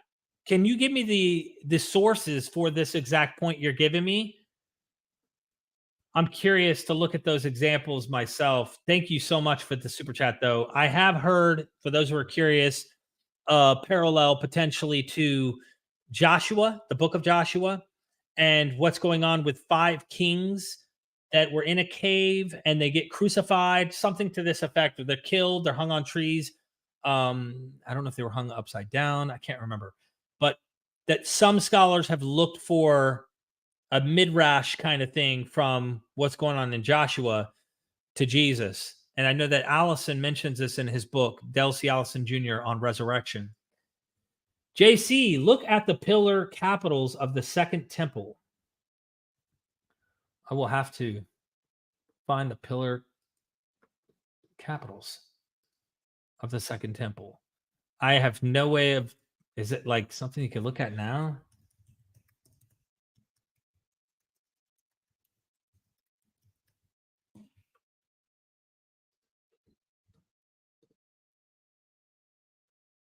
What am I looking at?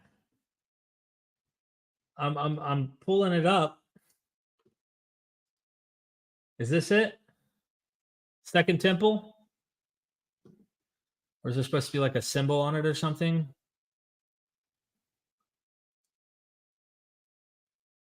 Is this it? Oh, that's Roman period. Nope. I need the Jewish porch on the Temple Mount. I don't know what we're looking at, brother. Let me see what the next super chat is. I'm sorry, JC. Do the individual gods themselves actually teach anything to their followers, like commandments or rules to follow? Not for long. Thanks for the super chat. The individual gods themselves actually teach anything to their followers? I mean, according to the text, yes. According to these narrations, Yahweh oftentimes is teaching specific things to the person in the story. Usually, the way I would take it is for the reader. And usually you would just take that as, from my perspective, the author has their particular perception of their cultus, and their God is a reflection of what they want or what they're perceiving their God to want. So that's pretty much when I would say the gods themselves actually teach anything to their followers. That's what I would say. As far as in reality, no. I do not think there's any God teaching anyone any of these things. In actual reality, I think the humans are constructing these things. JC, see the Proto-Aeolic capitals and Phoenician trees of life. Second Temple column. I'm coming back to this. I think this, it wouldn't shock me. That wouldn't shock me a bit, JC, especially with the constant tree of life, tree of knowledge of good and evil, tree material. Enoch talks about the tree of knowledge and I'm talking about Second Temple literature. This stuff goes way back into ancient Mesopotamia with the trees and gardens and all of that stuff. So it would not shock me one bit if that played some impact on how they have this visually. All right. I got a few more here, and then I'm going to go get some lunch. Holy Humanist Nuria Khan. Good to see you here, Nuria. Thank you for being here. Thanks for everything you do at MythVision. Thank you, Nuria. Appreciate the support, the super chat, and being an ex-Muslim female who's speaking out, trying to get more people to become humanist in that sense, getting away from the shackles of dogma and open-mindedness, searching with freedom. There's so much change that can be done in the world, and I'm hoping more people like you rise up and speak with their voice that's powerful. Subscribe to our YouTube channel if you haven't. Thank you. Sid Dave, Romans killed a lot of Jewish messianic preachers. Nothing special about Jesus. What I find funny, So when the Gospels say that Pontius Pilate's wife had dreams of Jesus, how did they know about her dreams? This is a good one. Like, what will the apologist hypothetically say? Well, Pilate, his wife was secretly a Christian, and so she was in the communities with the. I'm just making up something here, but I'm probably sure they would think something like this. She was in communication with Christians, and because of this experience, she had converted to Jesus, and she's sharing this with the rest of the community, and that's how they found out about the story. Or someone spoke to her who relayed the message. Like, the story can go on and on. They could just be fanciful and say the archangel Gabriel, who also told Mary that she's going to be born and conceive a son of God and appear to Joseph, also gave this dream to her, and then also appears to the church at some point in a visionary experience or in dreams and tells them the story about Pontius Pilate's wife. Anything can go. Anything can go when you want this stuff to add up. The simplest explanation to me, and I'm sure Sid, you might understand, is this is a literary ordeal. When you want to craft a story as an omniscient author who knows things that people shouldn't know in the story, that makes the most sense. And you can find this in all sorts of literature in the ancient world. The omniscient author who knows stuff they shouldn't know and is writing materials about things that no one was there to account for except for the guy who dies in a few hours. How did they know this material? Like, it's more likely that it's literary rather than literal and didn't actually happen. So, my opinion, of course, so many of those, aren't there? I really appreciate everybody. I'm going to go get some food. I'm not sure what I'm going to eat. I'm going to make sure that whatever it is, that the queen of MythVision is happy with eating it. And then I will accommodate, because she's been kicking butt trying to do our taxes. We're working our butt off. I'm literally getting off of here, working on a documentary on the Epic of Gilgamesh. I've got the script thanks to Joshua Bowen, a wonderful PhD academic, Assyriologist, Hebrew Bible scholar as well, for helping craft the Gilgamesh script. And I'm also going to add in my own little tweaks at the end of the epic to kind of give you some interesting parallels I find with the Garden of Eden, the serpent, right? We talk about that stuff that's in there, and some interesting homoerotic material in Gilgamesh with him and Enkidu, that the similar language is used for David and Jonathan in the Bible. Ooh, let's get into trouble, right? So I hope everybody can understand my struggles of trying to be a decent human and to try and show that I care about everybody, including those that I'm constantly frustrated and arguing against in the apologetic arena, but also that, I wanted to explain myself and where I'm coming from and what I'm trying to do with my channel, and that it's not just a consensus channel that robotically is only going to stick with what everyone agrees upon in the field. I want to push those boundaries in a critical, secular way, not in a faith-based way. I'm interested in the critical. I'm not interested in the abracadabra. And that being said, I love you. Love everybody. Hope you have a wonderful day. And never forget, we are MythVision. Son, do you want to know what the truth is? After this, there's no turning back. You take the blue pill and you wake up in your bed and believe whatever you want to. You take the red pill and you stay in Wonderland, and I show you just how deep the rabbit hole goes. Remember, all I'm offering is the truth, nothing more.